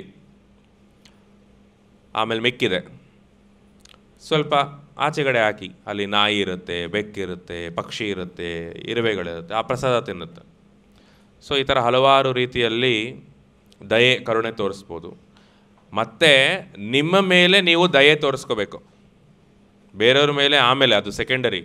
ನಿಮ್ಮ ಮೇಲೆ ನೀವು ದಯೆ ತೋರಿಸ್ಕೋಬೇಕು. ಏನಂದರೆ ನಮಗೆ ಈ ಮನುಷ್ಯ ಜೀವನ ಸಿಕ್ಕಿದೆ, ನಾವು ಭಕ್ತಿ ಮಾಡಬೇಕು, ಇದು ನನ್ನ ಕೊನೆಯ ಮನುಷ್ಯ ಜೀವನವಾಗಿರಬೇಕು, ನಾನು ವೈಕುಂಠ ಲೋಕಕ್ಕೆ ಹೋಗಬೇಕು. ಅದಕ್ಕೆ ಪ್ರಭುಪಾದ ಏನೇನು ಹೇಳಿದ್ದಾರೆ, ಆ ಪ್ರಿನ್ಸಿಪಲ್ಸ್ಗಳನ್ನು ನನ್ನ ಜೀವನದಲ್ಲಿ ಅಳವಡಿಸ್ಕೋಬೇಕು, ಪ್ರಾಕ್ಟೀಸ್ ಮಾಡಬೇಕು. ಸೊ ಫಸ್ಟು ನಿಮ್ಮ ಮೇಲೆ ನೀವು ದಯೆ ತೋರಿಸ್ಕೊಳ್ಳಿ, ಆಮೇಲೆ ಬೇರೆಯವ್ರ ಮೇಲೆ. ಆಮೇಲೆ ಸತ್ಯನಿಷ್ಠೆ, ಟ್ರೂತ್ಫುಲ್ನೆಸ್. ನಾವು ಭಗವಂತನಿಗೆ, ಪ್ರಭುಪಾದರಿಗೆ, ಬೇರೆ ಸಾಧುಗಳಿಗೆ, ಭಕ್ತರಿಗೆ, ಇದು ಪ್ರೈಮರಿ. ಸತ್ಯತೆ, ಸತ್ಯವಾಗಿರಬೇಕು ಯಾವಾಗಲೂ. ನಮಗೆ ನಾವೇ ಟ್ರೂತ್ಫುಲ್ ಆಗಿರಬೇಕು, ಚೀಟಿಂಗ್ ಮಾಡಬಾರ್ದು. ಸೊ ಇದೆಲ್ಲ ಫಾಲೋ ಮಾಡಿದ್ರೆ ಈ ಮಾಯೆಯ ಜಾಲದಿಂದ ಆಚೆ ಬರ್ಬೋದು, ನಮ್ಮ ಭಕ್ತಿ ಬೆಳೆಯುತ್ತೆ. ಸೊ ಈ 4 ತತ್ವಗಳು, ತಪಸ್ಸು, ಸ್ವಚ್ಛತೆ, ದಯೆ, ಸತ್ಯ, ಈ 4 ತತ್ವಗಳು ಸತ್ಯಯುಗದ ಫೀಚರ್ಸ್ ಆ್ಯಕ್ಚುಲಿ. ಸತ್ಯಯುಗದ ಮುಂದುವರೆದ ನಾಗರಿಕತೆ, ಅಡ್ವಾನ್ಸ್ ಸಿವಿಲೈಸೇಷನ್ ಅಂತ ಹೇಳ್ತಾರೆ. ಸತ್ಯಯುಗ ಆ್ಯಕ್ಚುಲಿ ಅಡ್ವಾನ್ಸ್ ಸಿವಿಲೈಸೇಷನ್. ಕಲಿಯುಗದಲ್ಲಿ ಸಿವಿಲೈಸೇಷನ್ ಏನು ಅಡ್ವಾನ್ಸ್ ಆಗಿಲ್ಲ. ಸಿವಿಲೈಸೇಷನ್ ಅಡ್ವಾನ್ಸ್ ಆಗೋದಂದರೆ ಈ ಮುಂದುವರೆದ ನಾಗರಿಕತೆ ಅಂದರೆ ನಾವು ಧರ್ಮ ತತ್ವದಲ್ಲಿ ಮುಂದುವರಿಬೇಕು, ಸೆನ್ಸ್ ಗ್ರ್ಯಾಟಿಫಿಕೇಷನ್ ಅಲ್ಲಲ್ಲ. ಇಂದ್ರಿಯ ತೃಪ್ತಿಯಲ್ಲಿ ಮುಂದುವರೆದ್ರೆ ಅದು ಆಪೋಸಿಟ್, ಅದು ನಾಗರಿಕತೆಯ ಡೌನ್ಗ್ರೇಡ್ ಆಗುತ್ತೆ. ಸೊ ಸತ್ಯಯುಗದಲ್ಲಿ 4 ತತ್ವಗಳು ಪರ್ಫೆಕ್ಟಾಗಿ ಫಾಲೋ ಮಾಡ್ತಿದ್ರು. ಸೊ ಅದು ನಿಜವಾದ ಮುಂದುವರೆದ ನಾಗರಿಕತೆ, ಅಡ್ವಾನ್ಸ್ ಸಿವಿಲೈಸೇಷನ್. ಸೊ ನನ್ನ ಲಾಸ್ಟ್ ಕ್ಲಾಸು ದ್ವಾದಶಿ ಆಗಿತ್ತು, ಇವತ್ತು ಏಕಾದಶಿ ಇದೆ. ಸೊ ಯಾರು ನಿರ್ಜಲ ಉಪವಾಸ ಮಾಡ್ತಾ ಇದ್ದೀರಾ ಇವತ್ತು? ಓಕೆ, ತುಂಬ ಕಡಿಮೆ. Okay, no problem. ಯಾರು ಪ್ರಸಾದ ಸೇವನೆ ಮಾಡ್ತಾ ಇದ್ದೀರಾ? ಅಷ್ಟೇನಾ? ಬೇರೆ ಏನು ಮಾಡ್ತಾ ಇದ್ದೀರಾ? ಒಂದು 10 ಜನ ಕೈ ಎತ್ತಿದ್ರಿ ಅಷ್ಟೇ. ಬೇರೆಯವರೆಲ್ಲ ಏನು ಮಾಡ್ತಿದ್ದೀರಾ? ಹಾಂ, ಏನು ಅಂದರೆ ಧಾನ್ಯ ತಿಂತಾ ಇದ್ದೀರಾ? ಹಾಂ, ಓಕೆ. ಯಾಕಂದರೆ ನಾನು ಇನ್ನೊಂದು 10 ನಿಮಿಷ ಕ್ಲಾಸ್ ತಗೋತೀನಿ ಅದಕ್ಕೆ. ಓಕೆ. ಸೊ ಆ ಸತ್ಯಯುಗದಲ್ಲಿ ಬ್ರಾಹ್ಮಣರು, ಅತ್ಯುನ್ನತ ಶ್ರೇಣಿಯ ಬ್ರಾಹ್ಮಣರಿದ್ದರು.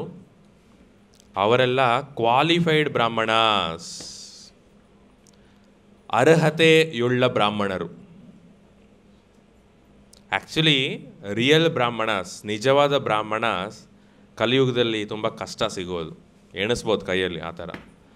ಸೊ ಇದು ಪರ್ಸೆಂಟೇಜ್, 0 ಮತ್ತು 1 ಅಂತಲ್ಲ, ಪರ್ಸೆಂಟೇಜ್. ಸೊ ಕಲಿಯುಗದಲ್ಲಿ ಸ್ವಲ್ಪ ಪರ್ಸೆಂಟೇಜ್ ಇರ್ತಾರೆ, ಆದರೆ ಸತ್ಯಯುಗದಲ್ಲಿ 100% ಬ್ರಾಹ್ಮಣಾಸ್ ಇದ್ದರು. ಅತ್ಯುನ್ನತ ಶ್ರೇಣಿಯ ಬ್ರಾಹ್ಮಣಾಸ್ ಮತ್ತು ಅರ್ಹತೆಯುಳ್ಳ ಬ್ರಾಹ್ಮಣಾಸ್. ಸೊ ಈ ಭಾವಾರ್ಥವನ್ನು ಕಂಪ್ಲೀಟ್ ಮಾಡೋಕ್ಕೆ ಸ್ವಲ್ಪ ಒಂದು 5-10 ನಿಮಿಷ ತಗೋತೀನಿ. ಪ್ರಭುಪಾದ ಏನು ಹೇಳಿದ್ದಾರೆ ಕೇಳೋಣ. ಆಮೇಲೆ ಸಾಮಾಜಿಕ ಕ್ರಮದ ಜೀವನವನ್ನು ಪಾಲಿಸ್ತಿದ್ರು ಅವರು. Highest order of social order. ಈ ಸಾಮಾಜಿಕ ಕ್ರಮವನ್ನು ತಮ್ಮ ಜೀವನದಲ್ಲಿ ಅವರು ಈ ಅರ್ಹತೆಯುಳ್ಳ ಅತ್ಯುನ್ನತ ಬ್ರಾಹ್ಮಣರು ಪಾಲಿಸ್ತಿದ್ದರು. ಅವರ ಮತ್ತೊಂದು ಹೆಸರೇನೆಂದರೆ ಪರಮಹಂಸ.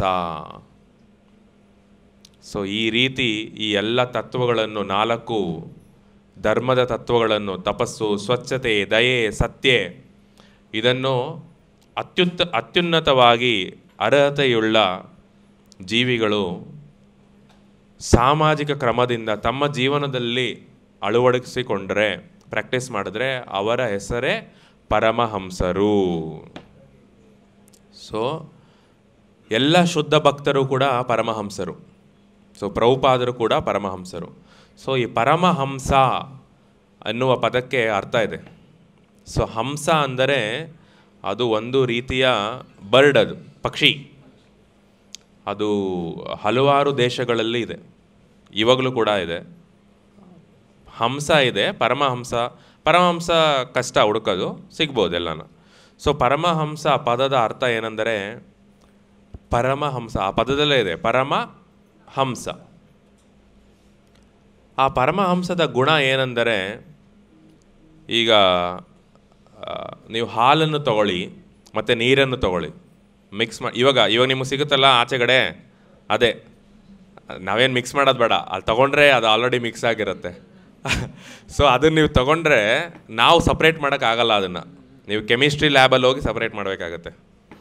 ಸೊ ನಮಗೆ ಗೊತ್ತಾಗಲ್ಲ. ಆದರೆ ಪರಮಹಂಸ ಈ ಪಕ್ಷಿಗೆ ಕೊಟ್ಟರೆ ಅದೇನು ಮಾಡುತ್ತಂದರೆ, ತನ್ನ ಕೊಕ್ಕನ್ನು ಹಾಕಿ ಕುಡಿಬೇಕಾದ್ರೆ ಬರೀ ಹಾಲನ್ನು ಮಾತ್ರ ಕುಡಿಯುತ್ತೆ, ಬರೀ ಹಾಲನ್ನು ಮಾತ್ರ, ನೀರನ್ನು ಬಿಟ್ಬಿಡುತ್ತಲ್ಲೇ. ಸೊ ಇದು ಪರಮಹಂಸ ಪಕ್ಷಿಯ ಒಂದು ಗುಣ, ಒಂದು ನೇಚರ್.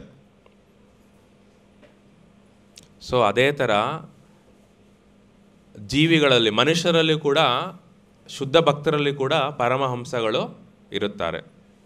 ಅವರು ಈ ಭೌತಿಕ ಲೋಕದಲ್ಲಿ ಬರೀ ಆಧ್ಯಾತ್ಮಿಕ ಪೋರ್ಷನ್, ಬರೀ ಆಧ್ಯಾತ್ಮಿಕ ತತ್ವಗಳನ್ನು ಮಾತ್ರ ತಗೋತಾರೆ, ಭೌತಿಕ ತತ್ವಗಳನ್ನೆಲ್ಲ ರಿಜೆಕ್ಟ್ ಮಾಡ್ತಾರೆ. ಅವರು ಒಬ್ಬರೇ ಜೀವಿಸ್ಬೋದು, ಬೇರೆಯವರ ಸಹಾಯ ಏನು ಬೇಡ. ಅವರು ಸದಾ ಭಗವಂತನಿಗೆ ಡಿಪೆಂಡ್ ಆಗಿರ್ತಾರೆ, ಭಗವಂತನ ಮೇಲೆ ದೇ ವಿಲ್ ಡಿಪೆಂಡ್. ನಾವೀಗ ಕ್ರಿಶ್ಚಿಯನ್ ಮೇಲೆ ಡಿಪೆಂಡ್ ಆಗಿಲ್ಲ, 100% ಡಿಪೆಂಡ್ ಆಗಿಲ್ಲ, ಸ್ವಲ್ಪ ಡಿಪೆಂಡೆನ್ಸಿ ದಿನೇ ದಿನೇ ಜಾಸ್ತಿ ಆಗ್ತಾ ಇದೆ. ಒಳ್ಳೆಯದದು, ಒಳ್ಳೆ ಪಥದಲ್ಲಿದ್ದೀರ, ನಾವೆಲ್ಲರೂ ಒಳ್ಳೆ ಪಥದಲ್ಲಿದ್ದೀವಿ. ಆದರೆ ನಮಗೆ 100% ಡಿಪೆಂಡೆನ್ಸಿ ಇಲ್ಲ ಭಗವಂತನ ಮೇಲೆ. ಇದ್ರೆ ಈಗ ನಮ್ಗೆ ಹೊಟ್ಟೆ ತುಂಬಿದ್ರೆ ಗೊತ್ತಾಗ್ಬಿಡುತ್ತಲ್ವಾ, ನಮಗೆ ಗೊತ್ತಾಗ್ಬಿಡುತ್ತೆ. ಸೊ ಅದೇನು ಹೇಳೋದು ಬೇಡ ಬೇರೆಯವರು. ಸೊ ನಮಗೆ ಬೇರೆ ಬೇರೆ ವೆರೈಟಿಯಲ್ಲಿ ನಮಗೆ ಡಿಪೆಂಡೆನ್ಸಿ ಇದೆ. ಹಣದ ಮೇಲೆ, ತಂದೆ ತಾಯಿಯ ಮೇಲೆ, ಹೆಂಡತಿ ಗಂಡನ ಮೇಲೆ, ಅಥವಾ ಮಕ್ಕಳ ಮೇಲೆ, ಅಥವಾ ರಾಜಕಾರಣಿಗಳ ಮೇಲೆ, ಸೆಲೆಬ್ರಿಟಿಗಳ ಮೇಲೆ, ಬ್ಯಾಂಕಿನ ಮೇಲೆ, ಸಾಲದ ಮೇಲೆ, ಆ ಥರ ಹಲವಾರು ಡಿಪೆಂಡೆನ್ಸಿಗಳಿದೆ. ಹೌದು ಅಲ್ವೋ? ಸೊ ನಾವು ಒಂದು ದಿನ ನಮ್ಮ ಡಿಪೆಂಡೆನ್ಸಿಯನ್ನು 100% ಕೃಷ್ಣನ ಮೇಲೆ ಹಾಕಬೇಕು. ಅದು ನಮ್ಮ ಪರ್ಫೆಕ್ಷನ್ ಆಗುತ್ತೆ. ಆವಾಗ ನಾವು ಪರಮಹಂಸ ಎಂದು ಕ್ವಾಲಿಫೈ ಆಗ್ತೀವಿ. ಸೊ ಈ ಶ್ರೀಮದ್ ಭಾಗವತ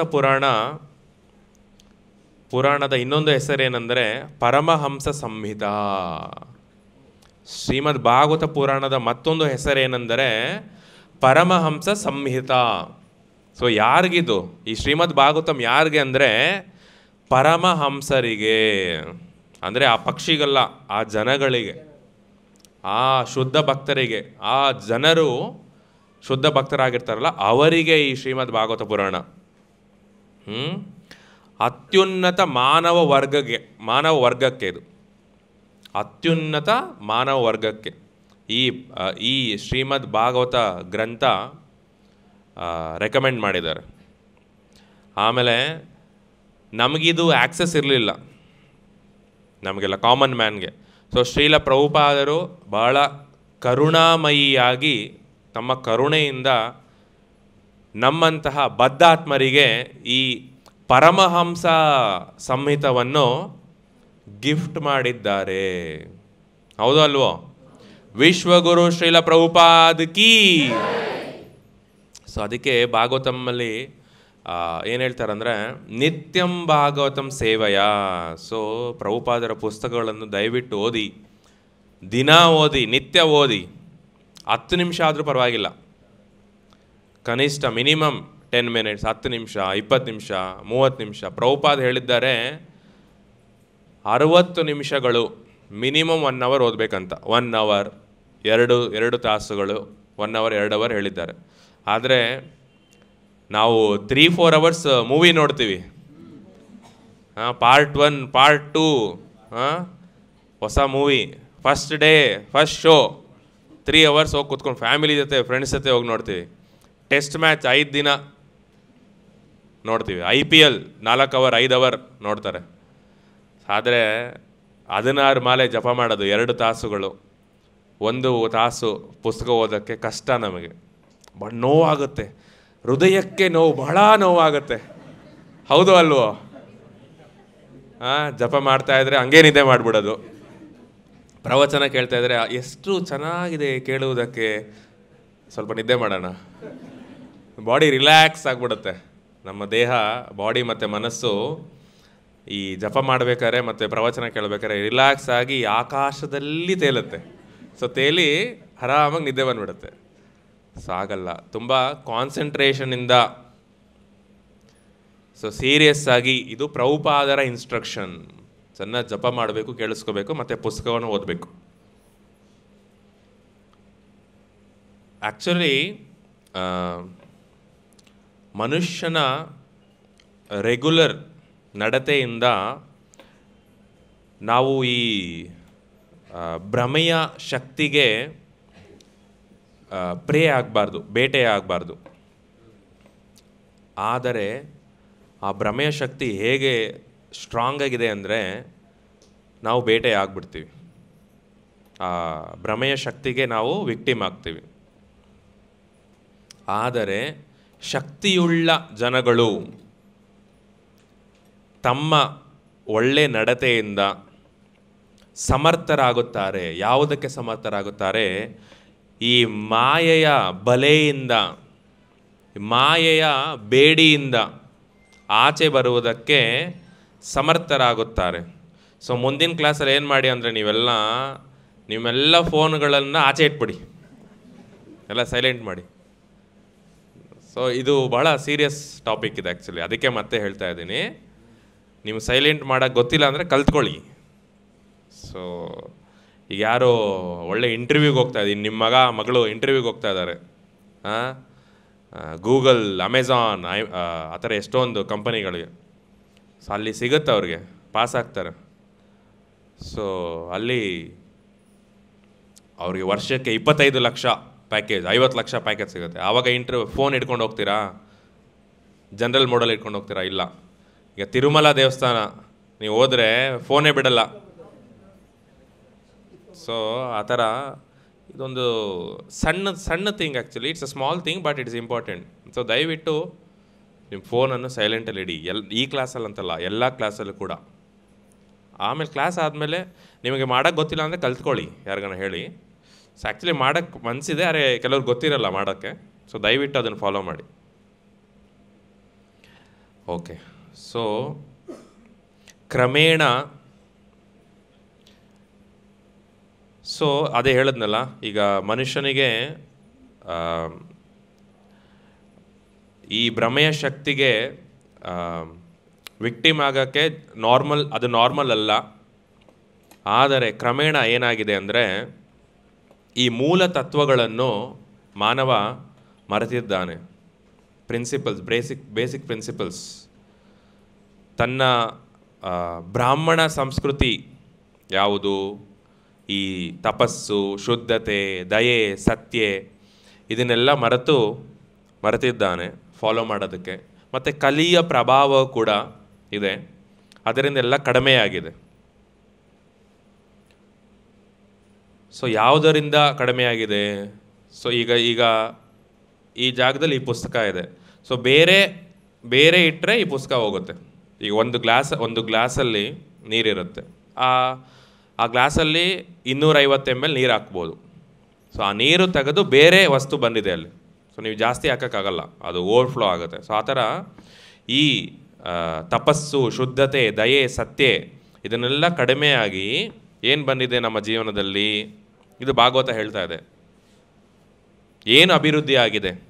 ಈ ಅಭಿವೃದ್ಧಿ ಆಗಬಾರ್ದು ಈ ಕೆಟ್ಟ ಗುಣಗಳು ಅಭಿವೃದ್ಧಿ ಆಗಿದೆ. ಏನು? ಫಾಲ್ಸ್ ಪ್ರೈಡ್, ಹೆಮ್ಮೆ, ಅನಾಗತ್ಯವಾಗಿ ಹೆಮ್ಮೆಯಾಗುವುದು, ಮತ್ತು ಅತಿಯಾದ ಸ್ತ್ರೀ ಸಹವಾಸ, more attachment to woman. So ಇಲ್ಲಿ ವುಮನ್ ಅಂದರೆ ಮ್ಯಾನ್ಗೆ ವುಮನ್, ವುಮನ್ಗೆ ಮ್ಯಾನ್, ಗಂಡಸಿಗೆ ಹೆಂಗಸು, ಹೆಂಗಸಿಗೆ ಗಂಡಸು. ಆಮೇಲೆ ಇಂಟಾಕ್ಸಿಕೇಷನ್, ಮತ್ತೇರುವುದು. ಸೊ ಇದೆಲ್ಲ ಅತಿಯಾಗಿ ಅಭಿವೃದ್ಧಿಯಾಗಿದೆ. ಇದು ವೀಡ್ಸ್ ಅಂತಾರಲ್ಲ, ಈಗ ಕಾಂಗ್ರೆಸ್ ಗಿಡ ಅಂತ ಒಂದು ಹೇಳ್ತಾರೆ, ಪಾರ್ಥೇನಿಯಂ, ಅದು ಬೇಡ ಅಂದರೂ ಬಂದ್ಬಿಡುತ್ತೆ. ಸೊ ಆ ಥರ ನಮ್ಮ ಜೀವನದಲ್ಲಿ ಇದೆಲ್ಲ ಬೆಳೆದಿದೆ, ಈಗಲ್ಲ ಮುಂಚಿಂದನೇ ಬಂದಿದೆ. ಸೊ ಆದುದರಿಂದ ಇದು ನಮಗೇನು ಅನಿಸಲ್ಲ, ಇದೆಲ್ಲ ಕಾಮನ್ ಅನಿಸುತ್ತೆ. ಆದುದರಿಂದ ಈ ಕಲಿಯುಗದಲ್ಲಿ ಕೇವಲ ಸತ್ಯ ಮಾತ್ರ ಉಳಿದಿದೆ, ಒಂದು ಕಾಲು ಮಾತ್ರ ಉಳಿದಿದೆ. ಆಮೇಲೆ ಈ ಮೋಕ್ಷದ ದಾರಿ, ಪಾತ್ ಆಫ್ ಸ್ಯಾಲ್ವೇಷನ್, ಅತೀಂದ್ರಿಯ ಆನಂದದ ದಾರಿ, ಮೋಕ್ಷದ ದಾರಿ, ಅತೀಂದ್ರಿಯ ಆನಂದದ ದಾರಿ ಹೇಗೆ ಮಾನವ ಕುಲಕ್ಕೆ ಸಿಗುತ್ತಂದರೆ, ಈ ಪ್ರಿನ್ಸಿಪಲ್ಸನ್ನು ಫಾಲೋ ಮಾಡಿದ್ರೆ ಮಾತ್ರ. ಇಲ್ಲ ಅಂದರೆ ಕಲಿಯುಗ ಬಹಳ ಪ್ರಗತಿ ಆಗ್ತಿದೆ, ಬಹಳ ಸ್ಪೀಡಾಗಿ ಪ್ರೋಗ್ರೆಸ್ ಆಗ್ತಿದೆ. ಸೊ ಈಗಿನ ಜನಗಳು, ಕರೆಂಟ್ ಜನಗಳು, ಒಂದು ಎಕ್ಸಾಂಪಲ್ ಕೊಡ್ತಾರೆ ಪ್ರಭುಪಾದ ಇವಾಗ, ತುಂಬ ಹೆಮ್ಮೆ ಪಡ್ತಾರೆ, ತುಂಬ ಅಟ್ಯಾಚ್ ಆಗಿದ್ದಾರೆ ವಿಮೆನ್ಗೆ, ಮತ್ತು ಇಂಟಾಕ್ಸಿಕೇಷನ್ ಇದೆ. ಇದೆಲ್ಲ ಕಲಿಯುಗದ ಪ್ರಭಾವ. ಒಂದು ಎಕ್ಸಾಂಪಲ್ ಕೊಡ್ತಾರೆ ಇದು ಪ್ರಭುಪಾದರು. ಒಬ್ಬ ಬಡವ, ಕಮ್ಮಿ ಕಾಸು ಇರುತ್ತೆ ಅವನ ಹತ್ರ, ಪಾಪರ್, ಅವನು ಕೂಡ ಒಂದು ಸಣ್ಣ ಹಣ ಇಟ್ಕೊಂಡು ಅವನ ಹತ್ರ ಬಹಳ ಹೆಮ್ಮೆಯಿಂದ ಇರ್ತಾನೆ. ಮತ್ತು ವಿಮೆನ್, ಹೆಂಗಸರು ವಿಪರೀತ ಆಕರ್ಷಕ ರೂಪು, ವಿಪರೀತವಾಗಿ ಆಕರ್ಷಕ ರೂಪನ್ನು ಧರಿಸಿ ಬಲಿಪಶು ಮಾಡುತ್ತಾರೆ ಪುರುಷರನ್ನು. ಸೊ ಅದಕ್ಕೆ ಭಕ್ತರಾದರೆ ಎಲ್ಲ ಒಳ್ಳೆ ಗುಣಗಳು ಬರುತ್ತೆ. ಈಗ ನೋಡಿ, ನೀವು ಆಚೆಗಡೆ ಏನೇ ನೋಡಿ, ಹಾಲಿವುಡ್, ಬಾಲಿವುಡ್, ಸ್ಯಾಂಡಲ್ವುಡ್ ಅಥವಾ ಟಿ ವಿ ಅಡ್ವರ್ಟೈಸ್ಮೆಂಟ್ಸ್, ಸೊ ವಿಪರೀತವಾದ ಆಕರ್ಷಿತವಾದ ರೂಪು. ಸೊ ಅವರಿಗೆ ಗೊತ್ತಿಲ್ಲ ಎಷ್ಟು ಕಮ್ಮಿ ಬಟ್ಟೆ ಹಾಕಿದ್ರೆ ಅವರು ಅದನ್ನು ಮಾಡರ್ನ್ ಸಿವಿಲೈಸೇಷನ್ ಅಂತಾರೆ. ಬೋಲ್ಡ್ ಇದು ಭಾಳ ಒಂದು, ಇದು ಆ್ಯಕ್ಚುಲಿ ಎಕ್ಸ್ಪ್ಲಾಯ್ಟೇಷನ್ ಮಾಡ್ತಾ ಇರೋದು ಅವರಿಗೆ ಗೊತ್ತಿಲ್ಲ, ಜ್ಞಾನ ಇಲ್ಲ. ಸೊ ಹಾಗೆ ಈಗ ನೀವೇನೇ ತೊಗೊಳ್ಳಿ, ಒಂದು ಪೆನ್ ತೊಗೊಳ್ಳಿ, ಪೆನ್ನಿನ ಅಡ್ವರ್ಟೈಸ್ಮೆಂಟ್ ಅಥವಾ ಈ ಕಂಪ್ಯೂಟರ್ ಮೌಸಿನ ಅಡ್ವರ್ಟೈಸ್ಮೆಂಟ್, ಅಲ್ಲಿ ಒಂದು ಹೆಂಗಸಿನ ಚಿತ್ರ ಅಥವಾ ವಿಡಿಯೋ ಬರುತ್ತೆ. ಅದರಲ್ಲಿ ಅವರ ರೂಪು ಸರಿಗಿಲ್ಲ. ಈ ಮೌಸ್ಗೂ ಈ ಪೆನ್ನಿಗೂ ಆ ಹೆಣ್ಣು ಮಗುಗೆ ಏನು ಸಂಬಂಧ? ಏನೂ ಇಲ್ಲ. ಸೊ ಇದೊಂದು ವಿಕ್ಟಿಮೈಸೇಷನ್ ಆ್ಯಕ್ಚುಲಿ. ಇದು ಕಲಿಯುಗದ ಒಂದು ಕೆಟ್ಟ ಪ್ರಭಾವ. ಹಾಗೆ ಗಂಡಸರು ಯಾವ ಚಟಗಳಿಗೆ ಅಡಿಕ್ಟ್ ಆಗಿದ್ದಾರೆ? Drinking wine, whisky or whatever, ಮದ್ಯಪಾನ ತಾನೇ ಅದು? ಮದ್ಯಪಾನ, ಧೂಮಪಾನ, ಸ್ಮೋಕಿಂಗ್, ಉಫ್ ಒಂದು ಅಡ್ವರ್ಟೈಸ್ಮೆಂಟ್ ಬರುತ್ತೆ, ಅದ್ರಲ್ಲಿ ಹಾಗೆ ಹೇಳ್ತಾನೆ ನಾವು. ಸೊ ಧೂಮಪಾನ, ಮದ್ಯಪಾನ, ಕಾಫಿ, ಟೀ, ತಂಬಾಕು, ಟೊಬ್ಯಾಕೊ, ಇದು ಎಲ್ಲರೂ ಮಾಡ್ತಾರೆ. ಅಂದರೆ ಬರೀ ಗಂಡಸಲ್ಲ, ಜನರಲ್ ಎಲ್ಲ, ಸೋ ಮೆನಿ ಹ್ಯೂಮನ್, ಗಂಡಸರು, ಹೆಂಗಸರು. ನಾನು ರೀಸೆಂಟಾಗಿ ಒಂದು ಇಂದಿರಾನಗರಲ್ಲಿ ಒಬ್ಬರ ಡೋನರ ಮನೆಗೆ ಹೋಗಿದ್ದೆ. ಆಚೆ ಬಂದೆ. ಸೊ ರೋಡಿನ ಆಚೆ ಬಂದು ನನ್ನ ಕಾರಲ್ಲಿ ಹೋಗ್ತಾ ಇದ್ದೆ. ಅದರಲ್ಲಿ ಲೇಡೀಸ್, ಈ ಕಡೆ ಒಂದು 4-5 ಜನ ಲೇಡೀಸ್ ಇದ್ದಾರೆ, ಆ ಕಡೆ ಯಂಗ್ ವುಮೆನ್, ಅವರೆಲ್ಲ ಕಂಪ್ನಿಯಲ್ಲಿ ಕೆಲಸ ಮಾಡ್ತಾಯಿದ್ದಾರೆ. ಸೊ ಅವರೆಲ್ಲ ಉಫ್ ಮಾಡ್ತಾಯಿದ್ದಾರೆ ಬೆಂಗಳೂರಿನಲ್ಲಿ, ಇಂದಿರಾನಗರಲ್ಲಿ. ಸೊ ಇವಾಗ ಇಂಡಿಯಾ ಚೇಂಜ್ ಆಗಿಬಿಟ್ಟಿದೆ ಫುಲ್ಲು. ಇಂಡಿಯಾ ಥರ ಇಲ್ಲ. ಕಲಿಯುಗ ತುಂಬ ಫಾಸ್ಟಾಗಿ ಬೆಳೀತಾ ಇದೆ. ಸೊ ನಾವು ಅದ್ರ ಜೊತೆ ಫಾಸ್ಟಾಗಿ ಬೆಳೀಬಾರ್ದು. ನಾವು ನಮ್ಮ ಭಕ್ತಿಯಲ್ಲಿ ಫಾಸ್ಟಾಗಿ ಬೆಳಿಬೇಕು. ಕೃಷ್ಣನ ಪಾದ ಕಮಲವನ್ನು ಹಿಡ್ಕೋಬೇಕು, ಪ್ರಭುಪಾದರ ಚರಣಗಳನ್ನು ಹಿಡ್ಕೋಬೇಕು, ಈ ಎಲ್ಲ ಪ್ರಿನ್ಸಿಪಲ್ಸನ್ನು ಫಾಲೋ ಮಾಡಬೇಕು, ಜಪ ಮಾಡಬೇಕು. ಆವಾಗ ನಮ್ಮ ಲೈಫು ಫುಲ್ ಸಕ್ಸಸ್ ಆಗುತ್ತೆ. ಸೊ ಈ ಎಲ್ಲ ಅಭ್ಯಾಸಗಳು, ಈ ಧೂಮಪಾನ, ಮದ್ಯಪಾನ, ಇದೆಲ್ಲ so called advancement of civilisation, ಅಂದರೆ ನಾಗರಿಕತೆಯ ಪ್ರಗತಿ ಅಂತ ಹೇಳ್ತಾರೆ ಅವರು. ಈಗ ಸೋಷಲೈಸಿಂಗ್, ಒಂದು ಪಾರ್ಟಿ ಇಡ್ತಾರೆ, ಮೀಟಿಂಗ್ ಇಡ್ತಾರೆ, ಅಲ್ಲಿ ಡ್ರಿಂಕಿಂಗ್, ಸ್ಮೋಕಿಂಗ್ ಕಾಮನ್ ಇರುತ್ತೆ. ಸೊ ಅದು ಮಾಡರ್ನ್ ಸಿವಿಲೈಸೇಷನ್ ಅಂತ ಅವರಿಗೆ ಭ್ರಮೆ ಆ್ಯಕ್ಚುಲಿ ಅದು. ಸೊ ಇದರೆಲ್ಲ ಮೂಲ ಕಾರಣ ಏನೆಂದರೆ ಅಧರ್ಮವನ್ನು ಫಾಲೋ ಮಾಡೋದು ಮೂಲ ಕಾರಣ. ಆದುದರಿಂದ ಈ ಎಲ್ಲ ಗುಣಗಳಿಂದ, ಆ್ಯಕ್ಟಿವಿಟೀಸಿಂದ ನಮ್ಮ ಜೀವನದಲ್ಲಿ ಭ್ರಷ್ಟಾಚಾರ, ಲಂಚ, ಸ್ವಜನ ಪಕ್ಷಪಾತವನ್ನು ತಡೆಯಲು ಸಾಧ್ಯವಾಗುವುದಿಲ್ಲ. ಯಾವುದೇ ಗೌರ್ಮೆಂಟ್ ಬರಲಿ, ಸೊ ಅವರು ಕೂಡ ಕರಪ್ಟ್ ಆಗಿರ್ತಾರೆ. ಸೊ ಆರ್ಟಿಫಿಷಿಯಲ್ ಆಗಿ ಈ ಭ್ರಷ್ಟಾಚಾರ, ಲಂಚ, ಸ್ವಜನ ಪಕ್ಷಪಾತವನ್ನು ನಿಲ್ಲಿಸೋದಕ್ಕೆ ಸಾಧ್ಯ ಇಲ್ಲ. ಇದೆಲ್ಲ ಕೆಡುಕುಗಳು, ಮನುಷ್ಯನ ಜೀವನದಲ್ಲಿ ಕೆಡುಕುಗಳಿದು.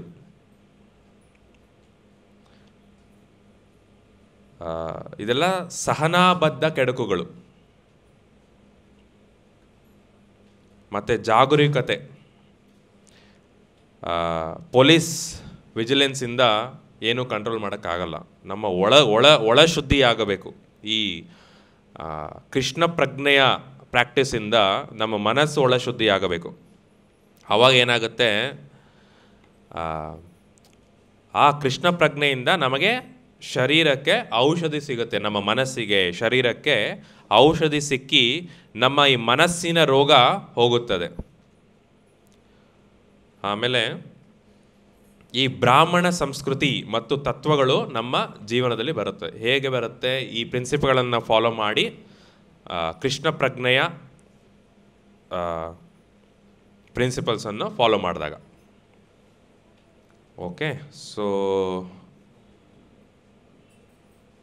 ಇದರಿಂದ ಈ ಕ್ಲಾಸನ್ನು ಮುಗಿಸೋಣ, ತುಂಬ ಲೇಟ್ ಆಗಿದೆ. ಥ್ಯಾಂಕ್ ಯು ವೆರಿ ಮಚ್ ಎಲ್ಲರಿಗೆ. ಶ್ರೀಲ ಪ್ರಭುಪಾದ್ ಕೀ, ಹರೇ ಕೃಷ್ಣ ಮಹಾಮಂತ್ರ ಕೀ, ನಿತಾಯ್ ಗೌರ್ ಪ್ರೇಮಾನಂದೇ, ಹರಿ ಹರಿ.